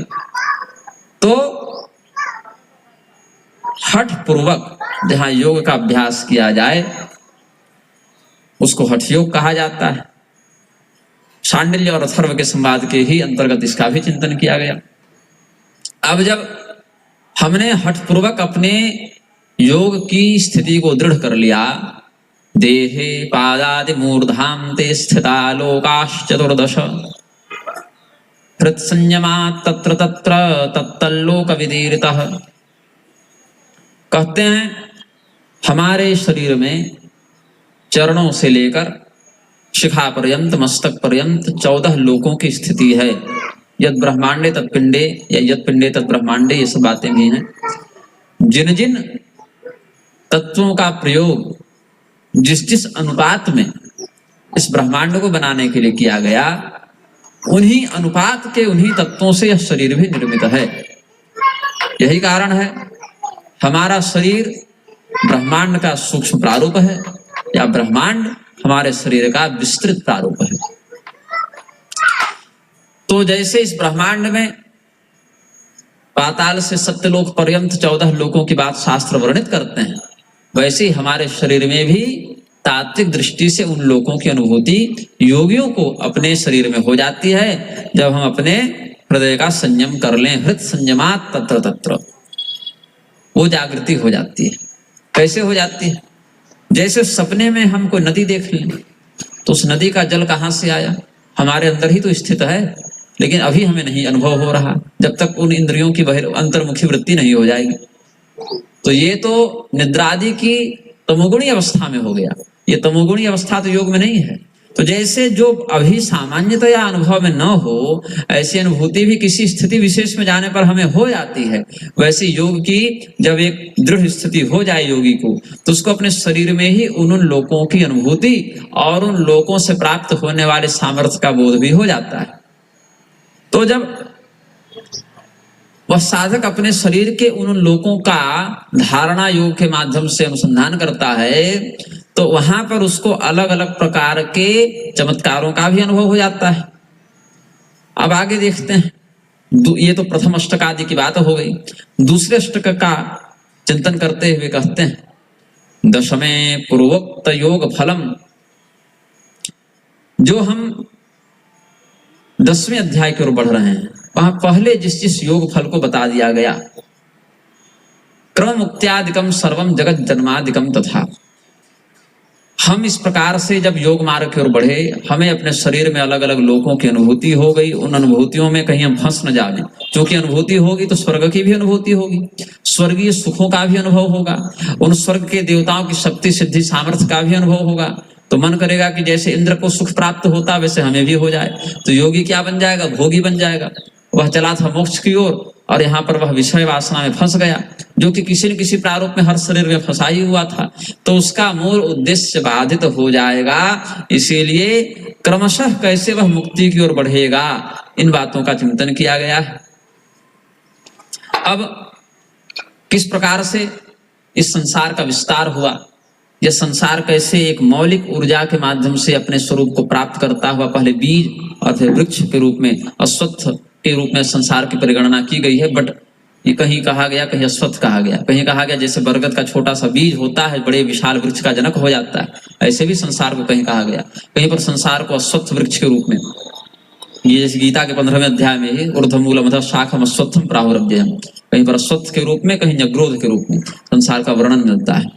तो इस संसार को बनाने के लिए किन किन तत्वों की आवश्यकता है, इसके समवाय कारण क्या हैं, इसके निमित्त कारण क्या हैं, इसके उपादान कारण क्या है, इनका चिंतन करो। जैसे खेती कर रहा है कोई किसान, खेती के लिए क्या क्या लगेगा? सबसे पहले तो खेत लगेगा। खेत, केवल खेत है तो क्या खेती हो जाएगी? नहीं, किसान लगेगा। अगर किसान नहीं है, ऐसे कुछ बीज इत्यादि उग जा रहे हैं तो भी कम से कम बीज लगेगा। उसको खेती तो नहीं कहेंगे, खैर कृषि नहीं कहेंगे कृषक के बिना। तो वहां पर बीज की आवश्यकता है, बीज को अनुकूल ऋतु की आवश्यकता है, उस भूमि की उर्वरा शक्ति होनी चाहिए, अनुकूल पोषण वाले खाद हो, खाद कोई बाहर से न भी डाले लेकिन भूमि में उतनी उर्वरा होनी चाहिए, सूर्य का प्रकाश होना चाहिए, जल होना चाहिए। उतने के बाद भी अगर वह अंकुरित हो गया तो कोई पशु आकर ना उसको नष्ट कर दे, तो पर्याप्त सुरक्षा होनी चाहिए। बहुत से कारण होते हैं तब किसी उत्पाद की स्थिति बनती है। जैसे कुम्हार जो है वह घड़ा बना रहा है, उसके लिए कुंभकार की आवश्यकता है, उसके चक्के की आवश्यकता है, उसके दंड की आवश्यकता है, उसके लिए मिट्टी चाहिए, अच्छे अनुपात में जल की आवश्यकता है, अग्नि की आवश्यकता है, धूप की आवश्यकता है, पूरी एक प्रक्रिया है। तो जैसे इस संसार में कोई भी घटना हमारे माध्यम से ही भले घटित हो, लेकिन विभिन्न प्रकार के कारण उसमें लगते हैं, उसी प्रकार से इस संसार के निर्माण में भी विभिन्न कारणों की आवश्यकता होती है। इसीलिए कहा गया कि दो प्रकार से इसका अनुसंधान तत्व चिंतकों ने किया है, एक परिणाम की दृष्टि से और एक विवर्त की दृष्टि से। परिणाम यह कहता है कि दो मौलिक तत्व हैं, लेकिन एक की उत्पत्ति दूसरे से हो रही है। जैसे दूध से दही का निर्माण हो गया, अब दही की एक स्वतंत्र पहचान है, दही को हम दूध नहीं कह सकते, हालांकि दही की वह स्वतंत्रता दूध से अलग निकलने के बाद ही हुई, या दूध ही स्वयं को दही के रूप में बदल दिया, ऐसा भी कहेंगे। लेकिन जब दूध ने स्वयं को दही के रूप में बदला, इससे दूध नामक तत्व की मौलिकता समाप्त नहीं हो जाती, उसकी मौलिकता नहीं खत्म हो जाएगी। दूध का परिणाम दही के रूप में भले प्राप्त हो जाए, मतलब ऐसा नहीं कि दूध को हमने दही बना दिया, संसार में दूध तत्व ही समाप्त हो गया, ऐसा नहीं कर सकते। या दही से हमने घी निकाल लिया मक्खन इत्यादि के माध्यम से, तो दही नामक तत्व ही समाप्त हो गया, उसका अस्तित्व कहीं नहीं बचेगा, ऐसा नहीं कर सकते। अपितु कई ऐसी स्थितियां हो सकती हैं कि हमने मान लीजिए 1 लीटर दूध है, आधे लीटर की दही जमा ली, तो दूध और दही जहां से जो निकला कारण और उसका परिणाम दोनों को अलग अलग भी हम मौलिक रूप से दिखा पाएंगे। लेकिन जहां पर हो एक ही और भाव दो का बन जाए, यह हो गया भ्रम। जैसे है रस्सी और हमने देख लिया सांप, उसमें भ्रम हो बसात हमने सर्प की बुद्धि कर ली। अब सांप वहां कभी नहीं था, सदैव से उस स्थान पर है रस्सी, लेकिन हमने वहां सांप का आरोपण कर लिया, वो हमने अपनी बुद्धि से कल्पना कर ली उसमें। अब हमारी कल्पना से क्या वह रस्सी सांप बन जाएगी, ऐसा भी नहीं है। लेकिन डर तो हमको लग गया, धड़कनें तो बढ़ गई, शरीर सतर्क हो गया। तो जब वहां सांप था नहीं, तो ऐसा परिणाम हमको कैसे मिला जो स्रोत ही नहीं है? बिना स्रोत के परिणाम कैसे हो गया? जब वहां सांप नहीं, अगर वास्तविक सर्प होता तो उससे हमें भय मिलता, तो समझ में आता कि सर्प के कारण भय हुआ। लेकिन जब सर्प वहां है ही नहीं, तो उस अनुपस्थित स्रोत से परिणाम कैसे मिल गया हमको? तो वहां परिणाम हमने स्वयं ही निर्मित कर लिया, जिसको कह दिया हमने विवर्त।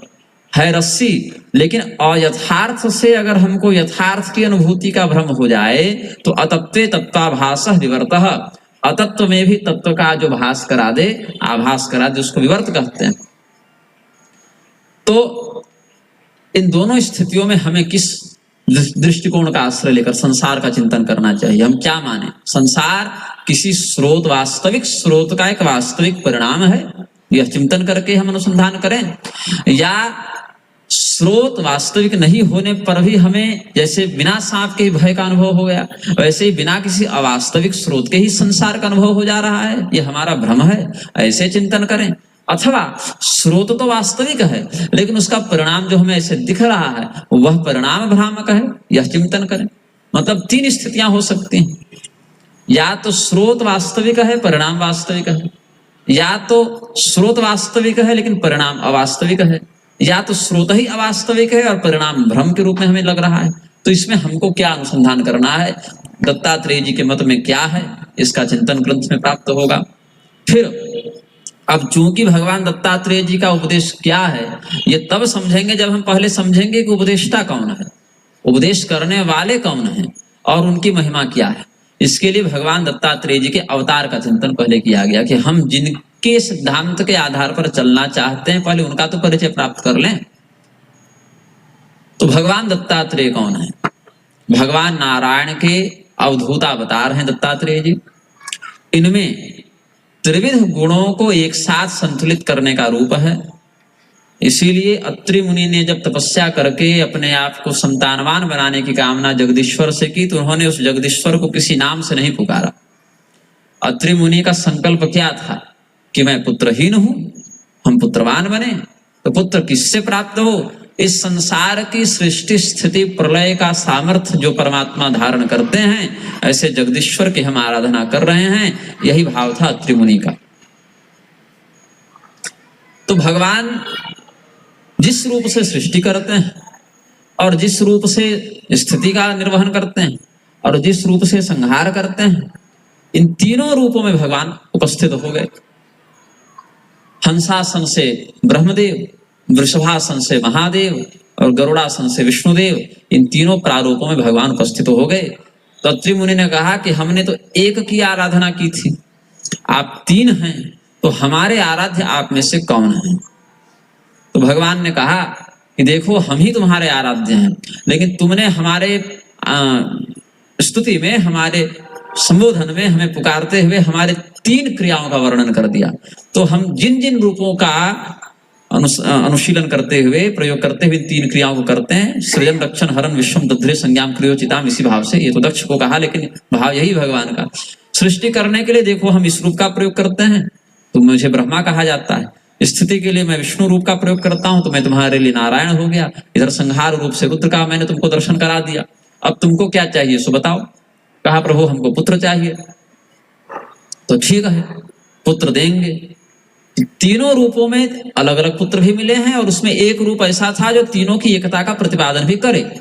तो ब्रह्मा के अंश से चंद्रदेव का, महादेव के अंश से दुर्वासा मुनि का, और नारायणांश से दत्तात्रेय जी का प्रादुर्भाव हुआ। किंतु उसमें भी दत्तात्रेय जी में त्रिशूल भी दिखेगा, चक्र भी दिखेगा, कमंडल भी दिखेगा, और रुद्रदेव का भी मस्तक, नारायण का भी मस्तक, ब्रह्मदेव का भी मस्तक, ऐसे तीनों गुणों से भी हम अतीत हैं और हम ही तीनों में व्याप्त हैं, ऐसे रूप का भी दर्शन करा दिया। अत्रेरपत्यमभिकांक्षित आह तुष्टो दत्तो मयाहमिति यद् भगवान स दत्त। दत्त नाम का क्या अर्थ है? दत्तो मयाहमिति यद् भगवान स दत्त, मैंने दे दिया।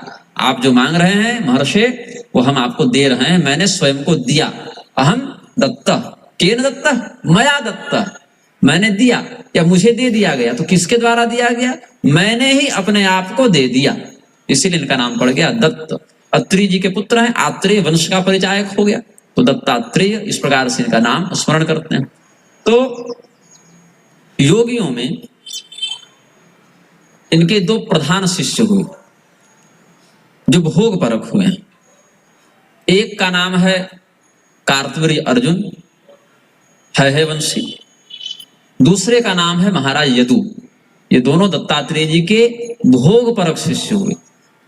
योग के माध्यम से सिद्धियों को प्राप्त करके इच्छानुसार उन सिद्धियों का उपभोग इन्होंने किया। और योग परक शिष्य में प्रहलाद और बभ्रू, इन्होंने सिद्धियों का प्रयोग करके राज्य का विस्तार नहीं किया, इन्होंने अवधूत मार्ग का अवलंबन किया। तो ऐसे चार हो गए। योग और भोग दोनों अगर संतुलित हो जावे तो उससे मोक्ष विखंडित नहीं होता है, क्योंकि वह योगी क्या करता है? शरीर को सहजावस्था में छोड़कर उससे घटित होने वाली घटनाओं को अपने अनुसार चलने देता है। जैसे हमने बताया, अचेतनावस्था में स्थित मन भी श्वास प्रश्वास करवाता रहता है, पाचन करवाता रहता है, हृदय का जो रक्त संचार आदि का कार्य हो करवाता रहता है। तो गुणा गुणेषु वर्तन्त इति मत्वा न सज्जते। ठीक है, कहीं कीर्तन हो रहा है, ठीक है, सत्वगुण का बाहुल्य है। कहीं कोई मदिरा पी रहा है, रजोगुण का बाहुल्य है। कहीं कोई खीर पूरी पकवान खा रहा है, रजोगुण का बाहुल्य है। वो गुणा गुणेषु वर्तन्त इति मत्वा न सज्जते। तीनों गुण सृष्टि में अपने अपने प्रभाव को व्यक्त कर रहे हैं, इससे चेतन का यानी मेरा कोई संबंध नहीं है, ऐसा समझते हुए अवधूत वृत्ति से रहता है जी। तो दत्तात्रेय भगवान ने अपने जीवन में प्रेरणा की दृष्टि से 24 गुरु बनाए। अब आजकल लोग प्रश्न करते हैं कि उन्होंने 24 बनाए तो हम 4 भी न बनावे। ऐसा नहीं होता है। 24 गुरु जो हैं वो एक औपाधिक बात है वहां पर। अब वहां तो भंवरा भी है, अजगर भी है, कबूतर भी है, तो उनसे कोई गुरु मंत्र लेकर दीक्षा तो ली नहीं। भाव है कि हम प्रकृति के किसी भी अवयव से अपने कल्याण की प्रेरणा ले सकते हैं, क्योंकि अंततः वही परमात्मा सर्वत्र व्याप्त है। तो उसकी ब्राह्मी सत्ता का अनुभव हम किसी रूप में कर सकते हैं। उसमें हम लोग दैनिक जीवन में जिनका जिनका अनुसंधान कर सके, वहां से हमको यह संयम की शिक्षा लेनी है, इस कर्तव्य का अनुसंधान करना है। यही वहां गुरु शब्द का मात्र तात्पर्य है। उनको भी नहीं पता कि हम दत्तात्रेय जी के गुरु हैं, अब भंवरे को थोड़ी पता होगा। तो इसीलिए कहा दत्तात्रेयो महायोगी भगवान भूत भावना चतुर्भुजो महाविष्णु योग साम्राज्य दीक्षित। ये श्रुति का वचन है। योग साम्राज्य दीक्षा से युक्त भगवान दत्तात्रेय जी, योग सम्राट शब्द हो गया ना, योग के योगिराज, योग सम्राट। चतुर्भुज स्वरूप भगवान नारायण ही संसार पर कृपा करने के लिए इस रूप में अवतरित हुए हैं, ऐसा श्रुति का मत है। तो जब अत्रि जी को यह वरदान प्राप्त हो गया, ये तो भागवत इत्यादि की परंपरा से भी हमने बता दिया। तो एक प्रसंग यहाँ और भी वर्णित है, नारायण बैठिए, एक प्रसंग और भी वर्णित है जहां पर कहते हैं कि त्रिदेवियों के हठ पूर्वक अनुरोध पर त्रिदेवों ने भगवती अनुसूया के सतीत्व के परीक्षण का चिंतन किया है, जिसमें उनसे निवेदन किया विप्र रूप धारण करके कि आप हमें भिक्षा दें, वह भी निर्वस्त्र अवस्था में। उस समय भगवती अनुसूया ने सोचा कि अगर हम इन अतिथियों का जो अनुरोध है उसको ठुकरा देते हैं तो यह भी धर्म की मर्यादा का उल्लंघन है, और अगर इनकी बात हम मान लेते हैं तो यह भी हमारे पातिव्रत्य का उल्लंघन है। तो उन्होंने अपने विवेक से निर्णय लेकर उनको अबोध नवजात बालक के रूप में परिणत कर दिया और उनको भैक्ष प्रदान किया। ये सब कथाएं प्रसिद्ध भी हैं, यहाँ वर्णित भी हैं, समय अनुसार उनका भी अनुशीलन करेंगे। सती दिव्या प्रभावेन ब्रह्म विष्णु महेश्वरा पुत्र रूपे समायाता लोक कल्याण हेतवे। तो भगवान दत्त का प्रादुर्भाव भी वहां पर होता है।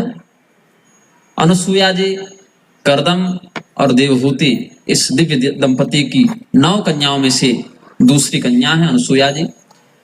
किसी किसी कल्प में, ईशान कल्प इत्यादि में, ये दक्ष प्रजापति और प्रसूति की पुत्री भी बनती हैं, लेकिन हर कल्प में ऐसा नहीं होता। वराह कल्प में अनुसूया जी का अवतार महर्षि कर्दम और भगवती देवहूति की दूसरी पुत्री के रूप में होता है। ईशान कल्प में इन्हीं अनुसूया जी का अवतार दक्ष प्रजापति और प्रसूति देवी के माध्यम से होता है, लेकिन विवाह अत्रि मुनि से ही होता है, और इस प्रकार से इनका जीवन फिर आगे वर्णित है। इतना ही नहीं, अन्य अवतारों का भी, जैसे कि दूसरे अष्टक के 6ठे अध्याय में दशावतार चरित के माध्यम से मत्स्य, कूर्म, वराह, नृसिंह, परशुराम, दाशरथी राम, श्री राम, भगवान कृष्ण, भगवान बुद्ध इत्यादि का अवतार भी यहाँ वर्णित है। कल की अवतार भवितव्य अवतार के रूप में वर्णित है, और भगवान दत्तात्रेय जी प्रधान अवतार के रूप में या प्रधान आराध्य के रूप में, वर्ण्य विषय के रूप में यहाँ वर्णित है। प्रहलाद जी को इन्होंने जो धर्मोपदेश दिया है, दूसरे अष्टक के अंतिम अध्याय में उसका वर्णन है। प्रहलाद जी का चरित्र भी यहाँ हमको प्राप्त होगा। अब उपासना कैसे करनी है इसके विषय में तीसरे अष्टक से प्रारंभ करते हैं। यहाँ तक जो 2 अष्टक थे वो ज्ञान कांड के अंतर्गत परिगणित किए गए। फिर तीसरे अष्टक में कहते हैं कैसे साधक को अपनी उपासना को दृढ़ करना चाहिए, क्योंकि जीवन में 50 तरह के प्रपंच हैं। घर भी देखना है, कारोबार भी देखना है, आजीविका का भी अनुसंधान करना है, स्वास्थ्य को भी संभाल कर चलना है, क्योंकि योगी अगर रोगी हो जाए तो योग खंडित होता है। इसलिए योग मार्ग की सबसे बड़ी समस्या है कि अपने एक ही योग सबके लिए एक ही तरीके से नहीं किया जा सकता। अब क्या होता है, योगा क्लासेज हो गए, उससे योग सिद्ध नहीं हो सकता। क्यों नहीं हो सकता? सबसे पहली समस्या यह है कि प्रत्येक व्यक्ति का गुण एक जैसा नहीं है। किसी में सत्वगुण की प्रधानता है, किसी में रजोगुण की प्रधानता है, कोई तमोगुणी वृत्ति का है। एक ही गुण सब में नहीं है, और ये उसका दोष भी नहीं हम कह सकते। क्यों? शरीर धारण करने के साथ ही उसके पूर्वकृत कर्म के आधार पर उसके गुण का प्रभाव दिखने लगता है। त्रिविधा भवति श्रद्धा देहिनाम सा स्वभावजा। उसमें ऐसा नहीं कि किसी ने अलग से चयन कर लिया कि चलो हम अपने जीवन में इस गुण का चयन कर लेते हैं। ऐसा स्वातंत्र नहीं है। क्यों नहीं है? क्योंकि वह स्वतंत्र भाव से अभी क्रिया में प्रवृत्त नहीं हुआ है, कर्म प्रारब्ध में बंधा हुआ है। तो जितना कर चुका उतना तो बन चुका, और जितना बना है उसका प्रभाव यह अपनी इच्छा से निकाल नहीं सकता अपने जीवन से। पहली समस्या यह है कि प्रत्येक जीव के संस्कारों में भेद है। तो ऐसे सार्वजनिक उपदेश भी कर दिया जाए कि तुम लोग ये कर लेना चाहिए, तो कुछ मौलिक बातें तो बता दें, चलो सत्य बोलो, अहिंसा का पालन करो, संयम से रहो, चोरी न करो, ये सब मौलिक सदाचार तो बता दिए, लेकिन इतने मात्र से ही वह योगी बन जाएगा ऐसा नहीं कहा जा सकता। अब किसी व्यक्ति में विवेक है कि हमको मलमूत्र के परित्याग के बाद कैसी शुद्धि करनी है, तो उसको ज्यादा नहीं बताना पड़ेगा। और किसी को तो मलमूत्र छोड़िए, भोजन करने के बाद भी कैसे मुंह धोना है ये नहीं पता, वो ओट से पोंछ ले रहा है, वो भी योग सीखने आ गया, तो उसको तो बहुत लंबी ट्रेनिंग पड़ेगी, प्रशिक्षण उसका दीर्घ काल तक चलेगा। इसीलिए केवल सीधे सीधे नियम बता देने मात्र से कोई व्यक्ति योगी नहीं बन पाएगा। और अगर अपने व्यक्तित्व और गुण के विरुद्ध जाकर हठपूर्वक अगर वो उतना आसन प्राणायाम करने लग जावे तो अंततः शरीर उसका साथ देगा नहीं और विविध प्रकार के रोगों से वह ग्रस्त हो जाएगा। किस प्रकार की वायु किस नाड़ी में चढ़ जावे और उसको किस उन्माद से ग्रस्त हो जाए कर दे, ये पहचानना कठिन होता है। इसीलिए पुस्तक देखकर, वीडियो देखकर योग मार्ग में प्रवृत्त नहीं होना चाहिए। हाँ, थोड़ा बहुत व्यायाम इत्यादि लोग कर लेते हैं, एक अलग बात है। सामान्य श्वास प्रश्वास का नियंत्रण कर लेते हैं, अनुलोम विलोम इत्यादि विधि से, अमंत्रक विधि से, उतना चलेगा शरीर को अधिकाधिक स्वस्थ बनाए रखने के लिए। लेकिन वह योग की जो शास्त्रीय विधा है, प्रणाली है, वह उसका अनुसरण नहीं करेगा तो विविध प्रकार के रोगों से ग्रस्त होगा। इसीलिए सबसे पहले भक्ति मार्ग का आश्रय लेते हुए, अपने आप को अपने इष्ट के प्रति समर्पित करते हुए अपनी दिनचर्या को कैसे व्यवस्थित करना है और किस प्रकार के साधक के लिए दिनचर्या क्या होनी चाहिए, इसका उपदेश किया गया। फिर विशेष रूप से दत्तात्रेयावतार स प्रसंगोश्चैव कर्म च प्रोक्तमष्टादश वेद धर्म तच्छिष्यवादतः। और इसके बाद दत्तात्रेय जी का अभिवादन करते हुए अनुसूया त्रिकुलेय दत्त नामना च विश्वतः अवतार वरिष्ठाय दत्तात्रेयाय ते नमः, ऐसा कहते हुए भगवान का अवतार कर्म आदि का उल्लेख किया गया। फिर कार्तवीर्य अर्जुन का प्रादुर्भाव कैसे हुआ। कार्तवीर्य अर्जुन जो पहले च्यवन मुनि से भिड़े हैं, च्यवन मुनि के शाप से पहले कार्तवीर्य अर्जुन के पुत्रों का नाश हुआ है। फिर यह दोबारा ये कृतवीर्य, इसके पिता कृतवीर्य जो थे, उनके पुत्रों का नाश हुआ च्यवन मुनि के कोप से। और फिर एक श्रेष्ठ पुत्र को प्राप्त करने के लिए बृहस्पति जी की शरण में गए, वहां से कार्तवीर्य को प्राप्त किया, जिसका वास्तविक नाम था अर्जुन। कृतवीर्य के पुत्र होने से इनको कार्तवीर्य कहते हैं, लेकिन ये शास्त्रों में सुदर्शन चक्र के अवतार के रूप में वर्णित है। और श्री विद्या में भी इनके मंत्र की दीक्षा इत्यादि प्राप्त होती है। और ये देववत ही पूजनीय माने गए। इनके जीवन में परशुराम जी से जुड़ा जो अपवाद लगा हुआ है, उसका भी कारण क्या है, ये सब आगे बताया जाएगा। और इसमें एक बड़ा सुंदर श्लोक है। आज भगवान का चरित्र अनुशीलन करते हुए हमें यह ध्यान आया तो मैंने सोचा आपसे साझा कर दें।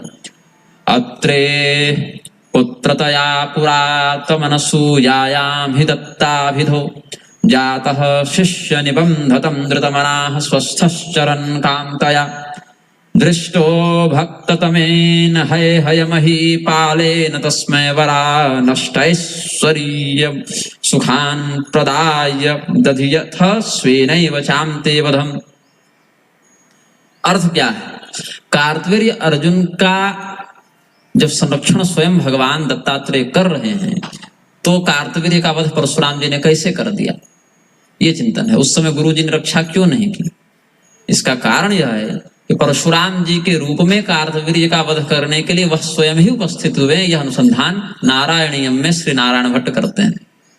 जैसे महाभारत तात्पर्य निर्णय में मध्वाचार्य जी ने चिंतन किया कि परशुराम जी और श्री राम जी जब धनुष भंग वाले प्रकरण में भिड़े हैं, तो वहां पर दो नहीं है। जैसे एक ही अभिनेता अपनी कला से दो रूपों का प्रदर्शन करता हुआ दर्पणादि के माध्यम से, आजकल फिल्मों में डबल रोल होता है, तो दर्पणादि के माध्यम से स्वयं को दो प्रारूपों में दिखाकर और कहीं नायक बन जाए और कहीं खलनायक बन जाए, कहीं पक्षी कहीं विपक्षी बन जाए, उसी प्रकार से एक ही ब्रह्म श्री राम और परशुराम ऐसे ब्रह्म क्षत्रोपेत ऊर्जाओं का यहाँ संघर्ष दिखा रहे हैं। तो प्रभु संसार को लग रहा है कि दो लड़ रहे हैं और मैं देख रहा हूं कि आप ही दो रूपों में इस लीला को विस्तृत कर रहे हैं। तो ये भक्तों का चिंतन होता है जो उस आंतरिक व्यवस्था के मर्मज्ञ हैं। तो यही मर्म नारायणीयम में भी नारायण भट्ट ने वर्णन किया कि आप ही की कृपा से कार्तवीर्य ने ये सब प्राप्त भी किया और बाद में आप ही ने उसका वध भी कर दिया। क्योंकि आप नहीं करते तो दूसरा सक्षम भी नहीं था। तो किसी न किसी काल में तो सबका संहार होना है। इसीलिए आपके द्वारा वर को प्राप्त किए उसका संहार करने में दूसरा कोई समर्थ था भी नहीं। इसलिए आपने जितना दिया, जैसे आप सृष्टि करते हैं स्वयं संहार कर लेते हैं, वैसे आपने इसको इतना बनाया और आपने ही फिर इससे ये सब वापस ले लिया। तो कार्तवीर्य का चरित्र भी यहाँ वर्णित है। गर्ग मुनि के माध्यम से यहाँ पर इस कथा का विस्तार किया गया। जैसे शांडिल्य और अथर्वा का हमने नाम लिया है, गर्ग मुनि का चिंतन किया गया है। गर्ग मुनि की कथा यहाँ वर्णित है। यहाँ पर जंभ नामक राक्षस और देवराज इंद्र के मध्य संघर्ष का वर्णन है, जहां पर देवराज इंद्र अपने गुरु बृहस्पति जी के मार्गदर्शन में भगवान दत्तात्रेय के पास जाकर दैत्यराज जंभ पर विजय का उपाय पूछते हैं और भुवन मोहिनी विद्या के आश्रय से उन्होंने फिर देवताओं को सुरक्षित किया, विजयी बनाया। इन सभी बातों का वर्णन है। फिर यह बताया गया है कि जो अपरा विद्या है, जहां तक कर्मकांड इत्यादि की बात है, वेदों को भी अपरा विद्या में ही परिगणित किया गया है। तो अपरा विद्या से यद्यपि मोक्ष प्राप्त नहीं होता, मोक्ष परा विद्या से प्राप्त होता है, किंतु इससे अपरा विद्या को हे नहीं समझना चाहिए। कोई कहे वेद से तो मोक्ष होना नहीं, क्यों पढ़ें? यज्ञ से तो मोक्ष होना नहीं, तो क्यों करें? इस माला का, इस मंत्र का प्रयोग करने से तो मोक्ष होना नहीं, तो क्यों करें? देखिए, क्रिया से तो मोक्ष होगा नहीं, कर्म करते रहने से कर्म प्रारब्ध का नाश होगा नहीं, और जब तक होगा नहीं मोक्ष होगा नहीं। तो कर्म करते रहने से न जात कामः कामानां वो होगे न शाम्यति, ये सब वचन भी शास्त्र में मिलते हैं। या कर्म का आरंभ करते रहने से कर्म से उपरति नहीं हो सकती, ये नारद प्राचीन बरही संवाद से भी स्पष्ट है। ऐसी स्थिति में क्रियानुबंध में फंसाने वाले शास्त्रीय कृत्य या वाक्य जब हमें मोक्ष देने में समर्थ नहीं है, तो उनके अनुशीलन की क्या आवश्यकता है? बोले, आवश्यकता इसीलिए है क्योंकि आप अभी तक जब ये भेद देख पा रहे हैं कि ये परा विद्या है, ये अपरा विद्या है, ये कर्म है, ये कर्ता है, ये क्रिया है, ये करण है, ऐसा भेद जब तक आपको दिख रहा है, तब तक आप फंसे हुए हैं। और फंसे हुए मतलब केवल दिमागी खुरापाहट है, मन की केवल उठापटक है कि हम ये करें या ये करें। इसीलिए आपको सत्कर्म में प्रवृत्त होना चाहिए। क्यों ना? अविद्या मृत्युम तीर्त्वा विद्या मृतमश्नुते, अपरा विद्या मृत्युम तीर्त्वा परा विद्या अमृतम अश्नुते। अगर हम सत्कर्म नहीं करेंगे तो भी हम निष्काम कर्मयोगी बन जाएंगे, ये संभव नहीं है। हमारे शरीर के माध्यम से कोई ना कोई क्रिया तो घटित होती रहेगी। तो जब क्रिया घटित हो रही है और कर्म बंधन में फंसा रही है, तो नरक में जाकर लाठी खाने से अच्छा है कि स्वर्ग में जाकर अमृत पिए। इसलिए सत्कर्म का अनुशीलन करना चाहिए। भगवान ने भी कहा यज्ञोदानं तपश्चैव पावनानि मनीषिणाम्, क्योंकि हम जब उस परा विद्या के माध्यम से मोक्ष के अधिकारी बनेंगे तो पहले हम परा विद्या तक पहुंचे। इसके लिए जिस सत्कर्म, संयम और अनुशीलन की आवश्यकता है वह हमें इन्हीं माध्यमों से प्राप्त करना है। इसीलिए इन अपरा विद्याओं की अनुपयोगिता नहीं समझनी चाहिए। हाँ, ये मोक्ष नहीं दे सकती, लेकिन जो परा विद्या मोक्ष में सहायिका है वहां तक तो इन्हीं के माध्यम से हम पहुंचेंगे। इसीलिए सत्कर्म में व्यक्ति की प्रवृत्ति होनी चाहिए। इसके बाद वेद शर्मा नामक ब्राह्मण की कथा है। उनके जीवन में प्रेत बाधा थी, उसके कारण वो बड़े कष्ट में थे। तो वहां बताया गया कि कैसे कर्म के चक्र में फंसा हुआ जीव अलग अलग आघात से, अलग अलग उत्पात से परेशान रहता है, चिंतित रहता है। आदि दैविक, आदि भौतिक और आध्यात्मिक, इन तीनों प्रकार के प्रकोपों का सामना अपने जीवन में करता है। फिर अलग अलग रोगों का वर्णन है, किस प्रकार के पाप के परिणाम स्वरूप कौन से रोग की प्राप्ति होती है, उस रोग के शमन के लिए किस प्रकार के प्रयोगों का आश्रय लेना चाहिए। उसके बाद कार्तवीर अर्जुन को उपदेश देते हुए ब्रह्म ज्ञान में महावाक्यों का उपदेश किया है चौथे अष्टक के प्रारंभ में। और यम और नियम, इन दोनों का व्यवहार ऐसे व्यक्ति भी सामान्यतया करते हैं जिनकी निष्ठा योग मार्ग में नहीं है। जैसे सत्य बोलना, जैसे अहिंसा का पालन करना, जैसे अपरिग्रह, अस्तेय, ब्रह्मचर्य इत्यादि का सामान्य सदाचार सबको पालन करना चाहिए अपने स्वाधिकारानुसार। इसीलिए कोई अगर योग मार्ग में अधिक निष्ठा न भी रखता हो, अधिक रुचि न भी रखता हो, ऐसी स्थिति में वह व्यक्ति दुराचारी हो जाए, ये न कहा। ये नहीं कि हम योगी नहीं बनेंगे तो चलो झूठ बोलना शुरू कर दें, चलो व्यभिचार करना शुरू कर दें, ऐसा नहीं कहा। इसलिए यम नियम है, पवित्रता से रहना है भाई। ये तो नहीं कि जो योगी हो स्नान करेगा और जो योगी नहीं हो स्नान नहीं करेगा, तो हमारा योग से क्या मतलब, छोड़ो नहीं नहाएंगे, ऐसा नहीं कर सकते। तो यम और नियम के जो सदाचार हैं वो तो उन लोगों के लिए भी ग्राह्य होते हैं जिनकी वृत्ति भोग में अधिक है। भोग भी तो तब करेगा जब शरीर शुद्ध रहेगा, शरीर स्वस्थ रहेगा। तो सामान्य शुद्धि, स्वस्थ बने रहने के लिए पवित्रता की आवश्यकता है। समाज में प्रतिष्ठा के लिए कोई नास्तिक भी हो, लेकिन अगर सत्य बोलता है तो समाज में उसकी प्रतिष्ठा मानी जाती है। दूसरे के धन को नहीं हड़पता है तो उसकी एक प्रतिष्ठा मानी जाती है। भले भगवान की रोज पूजा न करे, उसकी आराधना भले क्षीण हो, लेकिन अगर सत्य बोलता है और दया का व्यवहार करता है, पवित्रता से रहता है, ऐसी स्थिति में उसकी प्रतिष्ठा, उसको भोग की प्राप्ति तो होती ही है। इसीलिए अगर कोई व्यक्ति योगी न भी हो, मात्र भोगी ही हो, फिर भी यम और नियम का पालन उसके लिए अभिष्ट है। इसीलिए योग में कहा गया कि 8 नहीं 6 अंग ही प्रधान है, क्योंकि यम और नियम उनके लिए भी लागू होते हैं जिनकी सहज वृत्ति योग में नहीं है। सामान्य सदाचार में परिगणित होने से यम और नियम, योग मार्ग और भोग मार्ग दोनों के लिए समान रूप से प्रभावी हो जाते हैं। तो योग की विशिष्ट उपलब्धि तो 6 अंगों से ही होती है: आसन, प्राणायाम, प्रत्याहार, धारणा, ध्यान और समाधि।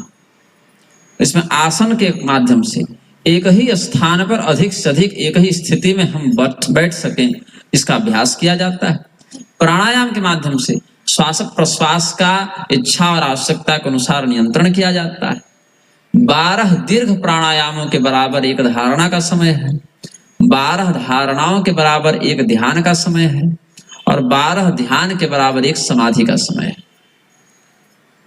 और इतनी देर आपको बैठना है तो बिना आसन के अभ्यास के हो नहीं पाएगा, इसलिए आसन को पहले दृढ़ करने का, प्राणायाम को बाद में।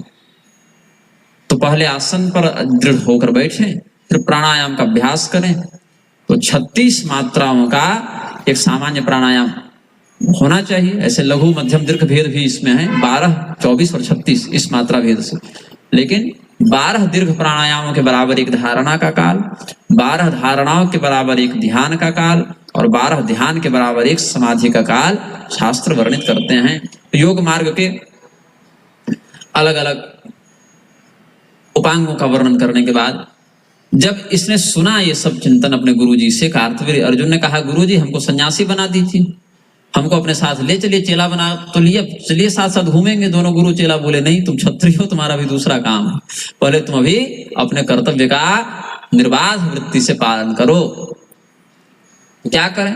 बोले राजा बनो, तुमको हमारी कृपा से शत्रु का भय नहीं होगा, तुमको हमारी कृपा से किसी कामना के लिए अधूरा मन नहीं रखना पड़ेगा, आप तो काम हो जाओगे, इच्छा अनुसार भोग भी प्राप्त हो जाएंगे, तुमको इतने पराक्रमी और श्रेष्ठ सम्राट के रूप में लोग चिरकाल तक स्मरण करेंगे, कीर्ति भी होगी, प्रतिष्ठा भी होगी, ऐश्वर्य भी होगा, सब कुछ होगा तुम्हारे पास। तो इसीलिए तुम हमारी आज्ञा से, ये नहीं कि तुम आसक्त होकर राज्य का उपभोग करो, हमारे गुरु की यह आज्ञा है, इस भाव से तुम राजा बनो। तो आदेश यथोक्तमाचर दैवात, हमारे आदेश से जैसी हम तुमको बात कह रहे हैं उसके अनुसार तुमको राज्य करना चाहिए। बाद में फिर देव कार्यार्थम परशुराम अवतार, ये जो 5वां अध्याय है, देवताओं का कार्य संपादित करने के लिए जो परशुराम जी का अवतार हुआ है। क्यों देव कार्य है भाई? वशिष्ठ जी के शाप से कार्तवीर्य अर्जुन को मरना था। क्यों मरना था? क्योंकि जब जल क्रीड़ा कर रहा था कार्तवीर्य अर्जुन नर्मदा जी में, उस समय वशिष्ठ जी का आश्रम उसने आप्लावित कर दिया। तो वशिष्ठ जी ने शाप दिया, तुम्हारा विनाश होगा, और विनाश करने में कोई समर्थ था नहीं इसका, तो भगवान को ही स्वयं आना पड़ा।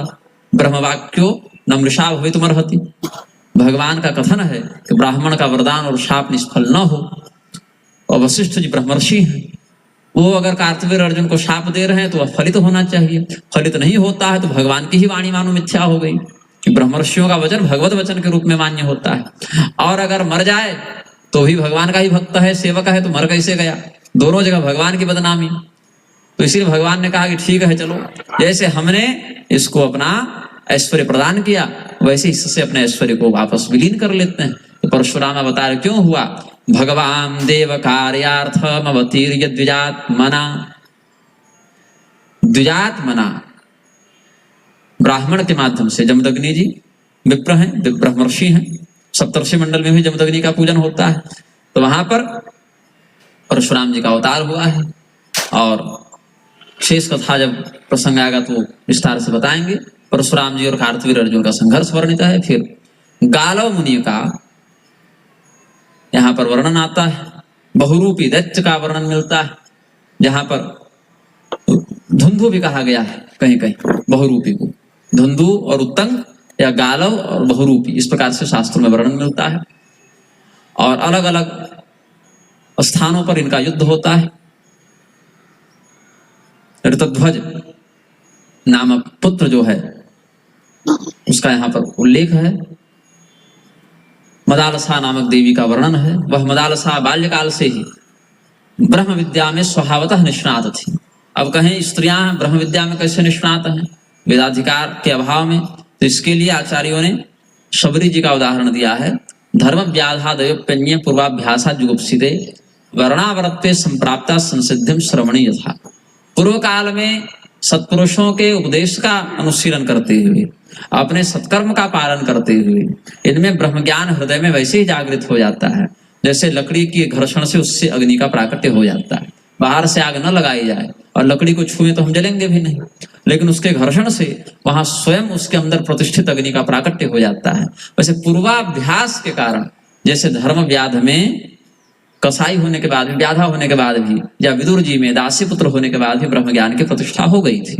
शबरी जी का उदाहरण देकर कहा। ऐसा ही इन देवियों के संदर्भ में भी समझना चाहिए। और यहाँ पर मदालसा देवी के माध्यम से उनके पुत्रों को कैसे ब्रह्म विद्या की संसिद्धि हुई, इन सब बातों का हम वर्णन करेंगे।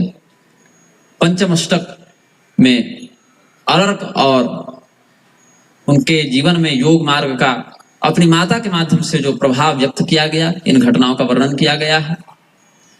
दत्तात्रेय भगवान ने अर्क को विशेष करके भोग और योग दोनों की उपलब्धि कराते हुए पहले अष्ट सिद्धियों के माध्यम से भोग मार्ग की, फिर प्रणवाक्षर और ब्रह्म विद्या के उपदेश से योग मार्ग की, साकार और फिर निराकार, सगुण और फिर निर्गुण, इस प्रकार से उत्तरोत्तर क्रम से बढ़ाते हुए मोक्ष का अधिकारी बना दिया। इस प्रकार से घटनाओं का वर्णन यहाँ पर प्राप्त होता है। फिर योगी को अपने जीवन में दीर्घायुष्य तो प्राप्त हो जाता है, लेकिन भोगी तो अल्पायु होता है योगी की तुलना में। तो भोगी व्यक्ति सदैव इसी कर्म बंधन में न फंसा रहे, उसकी भी प्रवृत्ति योग में बने। इसके लिए बताया गया कि अपनी मृत्यु का अनुसंधान करे। सद्यः मृत्यु से लेके सांवत्सरिक मृत्यु तक का चिंतन करना चाहिए। मतलब हम आज मर जाएं कि 1 साल के बाद में, तत्काल में मर जाएं या अधिक से अधिक 1 साल का चिंतन किया जाता है। तो हमारे जीवन में, हमारे शरीर में आंतरिक या बाह्य स्थिति में कौन से ऐसे लक्षण दिखते हैं कि हम अपने घर बैठे उसका परीक्षण कर सके कि कब तक बचेंगे, बहुत कम आयु बची है या 1 साल तक बचेंगे, इतने तक का अनुशीलन शरीर अपने से कर सकता है। तो हमारे शरीर के अलग अलग अंगों में अलग अलग घटनाओं या अनुभूतियों के माध्यम से हम कैसे इसकी जांच कर सकें, इन बातों का वर्णन किया गया है। फिर आयु नामक चंद्रवंशी राजा का यहाँ वर्णन किया गया है, जो संतानहीन थे। भगवान दत्तात्रेय जी की कृपा से ये भी अध्यात्म विद्या में निष्णात हुए हैं। इसके बाद हुंड नामक राक्षस का वर्णन है, जो भगवती अशोक सुंदरी के द्वारा शापित था। राजा नहुष से, आयु के पिता, आयु के पुत्र हैं नहुष, और आयु है पुरूरवा के पुत्र, पुरूरवा है बुध के पुत्र, बुध चंद्रमा के पुत्र होते, चंद्रवंश से उनका संबंध हो गया। तो अपने पुत्र नहुष का विवाह अशोक सुंदरी नामक देवी से किया है राजा आयु ने। अशोक सुंदरी के शाप से राजा नहुष ने हुंड नामक राक्षस का वध किया है। ये कथा जो यहाँ वर्णित है, इसका ही सामंजस्य आपको पद्म पुराण में भी मिलेगा, वहां भी इस कथा का समन्वय मिल जाता है। जैसे कार्तवीर अर्जुन की कथा आपको श्रीमद् भागवत में या महाभारत में प्राप्त हो जाएगी, मदालसा का चरित्र मार्कंडेय पुराण आदि में भी प्राप्त हो जाएगा, वैसे ही हुंड इत्यादि का चरित्र पद्म पुराण में भी प्राप्त हो जाएगा। तो दत्त पुराण में उन सभी पुराणों का भी कुछ सार जो भगवान दत्तात्रेय जी के चरित्र से संबंधित है विशेष करके, उसका भी अनुशीलन किया गया है, क्योंकि वंशानुचरितम चैव पुराणम पंचलक्षणम में वो भी आना चाहिए। फिर सुंद और उपसुंद नामक राक्षसों का वर्णन किया गया है। हेमकुंडल नामक वैश्य का वर्णन है, और 8 करोड़ स्वर्ण मुद्राएं इसने अपने सत्कर्म से, सद्व्यापार से अर्जित की थी। श्री कुंडल विकुंडल इसके 2 पुत्र थे। इनका जीवन भ्रष्ट हो जाता है, कुमार्ग की ओर चला जाता है। बाद में किस प्रकार से इनकी दुर्गति होती है और फिर किस प्रकार से सदगति की ओर इनके वंशजों पूर्वजों की अभिरुचि होती है, इनका भी चिंतन किया गया है। भगवान का वैष्णव मतानुसार कैसे चिंतन किया जाना चाहिए, भगवान विष्णु के आराधकों के लिए किस प्रकार से अपने जीवन की दिनचर्या को संयमित करना चाहिए, व्यवस्थापित करना चाहिए, किस प्रकार से विष्णु द्रोह करने से नरक की प्राप्ति होती है, विष्णु भक्ति की विधि से किस प्रकार से कल्याण की प्राप्ति होती है, इन सब बातों का वर्णन है। गालव ऋषि के चरित्र का वर्णन है। जो बाल्यकाल से ही भगवान विष्णु के बड़े श्रेष्ठ भक्त हैं। गालव मुनि विश्वामित्र जी के पुत्र के रूप में भी कहीं कहीं वर्णित हैं। भगवान के नित्य पार्षद, नारायण भगवान के वाहन के रूप में हम जिनका परिचय जानते हैं, ऐसे विनिता पुत्र विनतानंदन गरुड़ जी से इनकी बड़ी मित्रता थी। यहाँ तक कहते हैं कि भगवान लक्ष्मी नारायण के अलावा केवल गालव जी ही गरुड़ जी की पीठ पर बैठे हैं, मतलब उन्होंने स्वीकृति दी है कि आप हमारे ऊपर बैठे। अब भगवान की कृपा किसी पर हो जाए अलग बात है, लेकिन ये इनका सच्च भाव था गालव जी का। विश्वामित्र जी के वंश में इनका वर्णन भी कहीं कहीं प्राप्त होता है। गृहस्थों को कैसा होना चाहिए, इस प्रकार से गालव मुनि का गृहस्थ धर्म पर उपदेश भी हमें प्राप्त होगा। फिर पंचांग, तिथि वार नक्षत्र करण और योग, जिससे ज्योतिषीय माध्यम से हम कालचक्र का अनुशीलन कर सकें। पंचांग गणना का वर्णन किया गया है, किस प्रकार के पाप का किस प्रकार का दुष्परिणाम होता है, कैसे पाप को क्षीण किया जाता है, प्रायश्चित से अथवा दंड से। दो प्रकार से पाप का क्षय होता है, या तो हम शास्त्र में बताया प्रायश्चित कर लें, या तो भाई मार खा लें, जो गलती की है उसका दंड मिल जाए। तो दंड से बचने के लिए लोग प्रायश्चित करते हैं, प्रायश्चित के सामर्थ्य या बोध के अभाव में दंड के पात्र बन जाते हैं। तो हम अगर किसी प्रकार का पाप कर बैठे, पाप कैसा है, कोई पाप तो जानकर भी किया, कुछ अनजाने में हो गया, उसका क्या कितना गांभीर्य है, क्या प्रायश्चित है, इन सब बातों पर चिंतन किया गया है। यहाँ तक कि छोटे से छोटे पाप से लेकर बड़े से बड़े पाप तक का यहाँ पर वर्णन मुख्य मुख्य भाव से कर दिया गया है। फिर हमारा जीवन विशुद्ध संस्कार से युक्त हो, इसके लिए अलग अलग संस्कारों का वर्णन है। गर्भाधान संतुष्टि पर्यंत के संस्कारों का मौलिक उल्लेख कर दिया गया है, जो जन कल्याण के लिए उपयोगी है। और ऐसे अलग अलग न्यूनतम 10 से लेकर अधिकतम 40 तक के संस्कार प्रधानता से मिलते हैं। स्त्री शूद्र आदि के लिए 16 है नहीं, जैसे वहां प्रतिबंध नहीं है, उपनयन नहीं है, समावर्तन नहीं है, सब कम हो गए। तो स्त्री और शूद्र के लिए 10, द्विजाति के लिए 16, इतने सामान्यतया प्रसिद्ध हैं। लेकिन आप अन्य ऋषियों के मत में जावें तो 40 संस्कार तक की बात भी प्राप्त हो जाती है। तो उनका भी कुछ चिंतन करते हुए फिर प्रधानता से जो 16 संस्कार की बात है उसका अनुशीलन किया गया है। अब युग मान के अनुसार, मनवंतर मान के अनुसार, कल्प मान के अनुसार कैसे सृष्टि का विस्तार और प्रलय की प्रक्रिया होती है, इन सब बातों का चिंतन करते हुए इस ग्रंथ को पूर्ण किया गया है। दत्त पुराणमिदं ख्यातम भक्तेभ्यो मुक्तिदं ध्रुवम। इस प्रकार से दत्त पुराण का हम एक सामान्य परिचय जानते हैं। इतना हमने इसीलिए बता दिया क्योंकि जो श्रोता यहाँ उपस्थित नहीं है और रिकॉर्डिंग इत्यादि के माध्यम से भी जो सुनते हैं, उनको पहले पता चले ग्रंथ विषय क्या कह रहा है, ग्रंथ का उद्देश्य क्या है। अनुबंध चतुष्टय जो हम लोग बताते हैं ग्रंथ का, ग्रंथ को किसने लिखा, क्यों लिखा, उसका उद्देश्य क्या है, उसका वर्ण विषय क्या है, इन सभी बातों को ग्रंथानुबंध कहा जाता है। तो ग्रंथ के 4 चतुष्टय अनुबंध होते हैं। उसका अनुशीलन करने से हम अगर किसी विषय को विस्तार से बतावें या संक्षेप में बतावें, लेकिन उसकी उपेक्षा का दोष नहीं लगता है।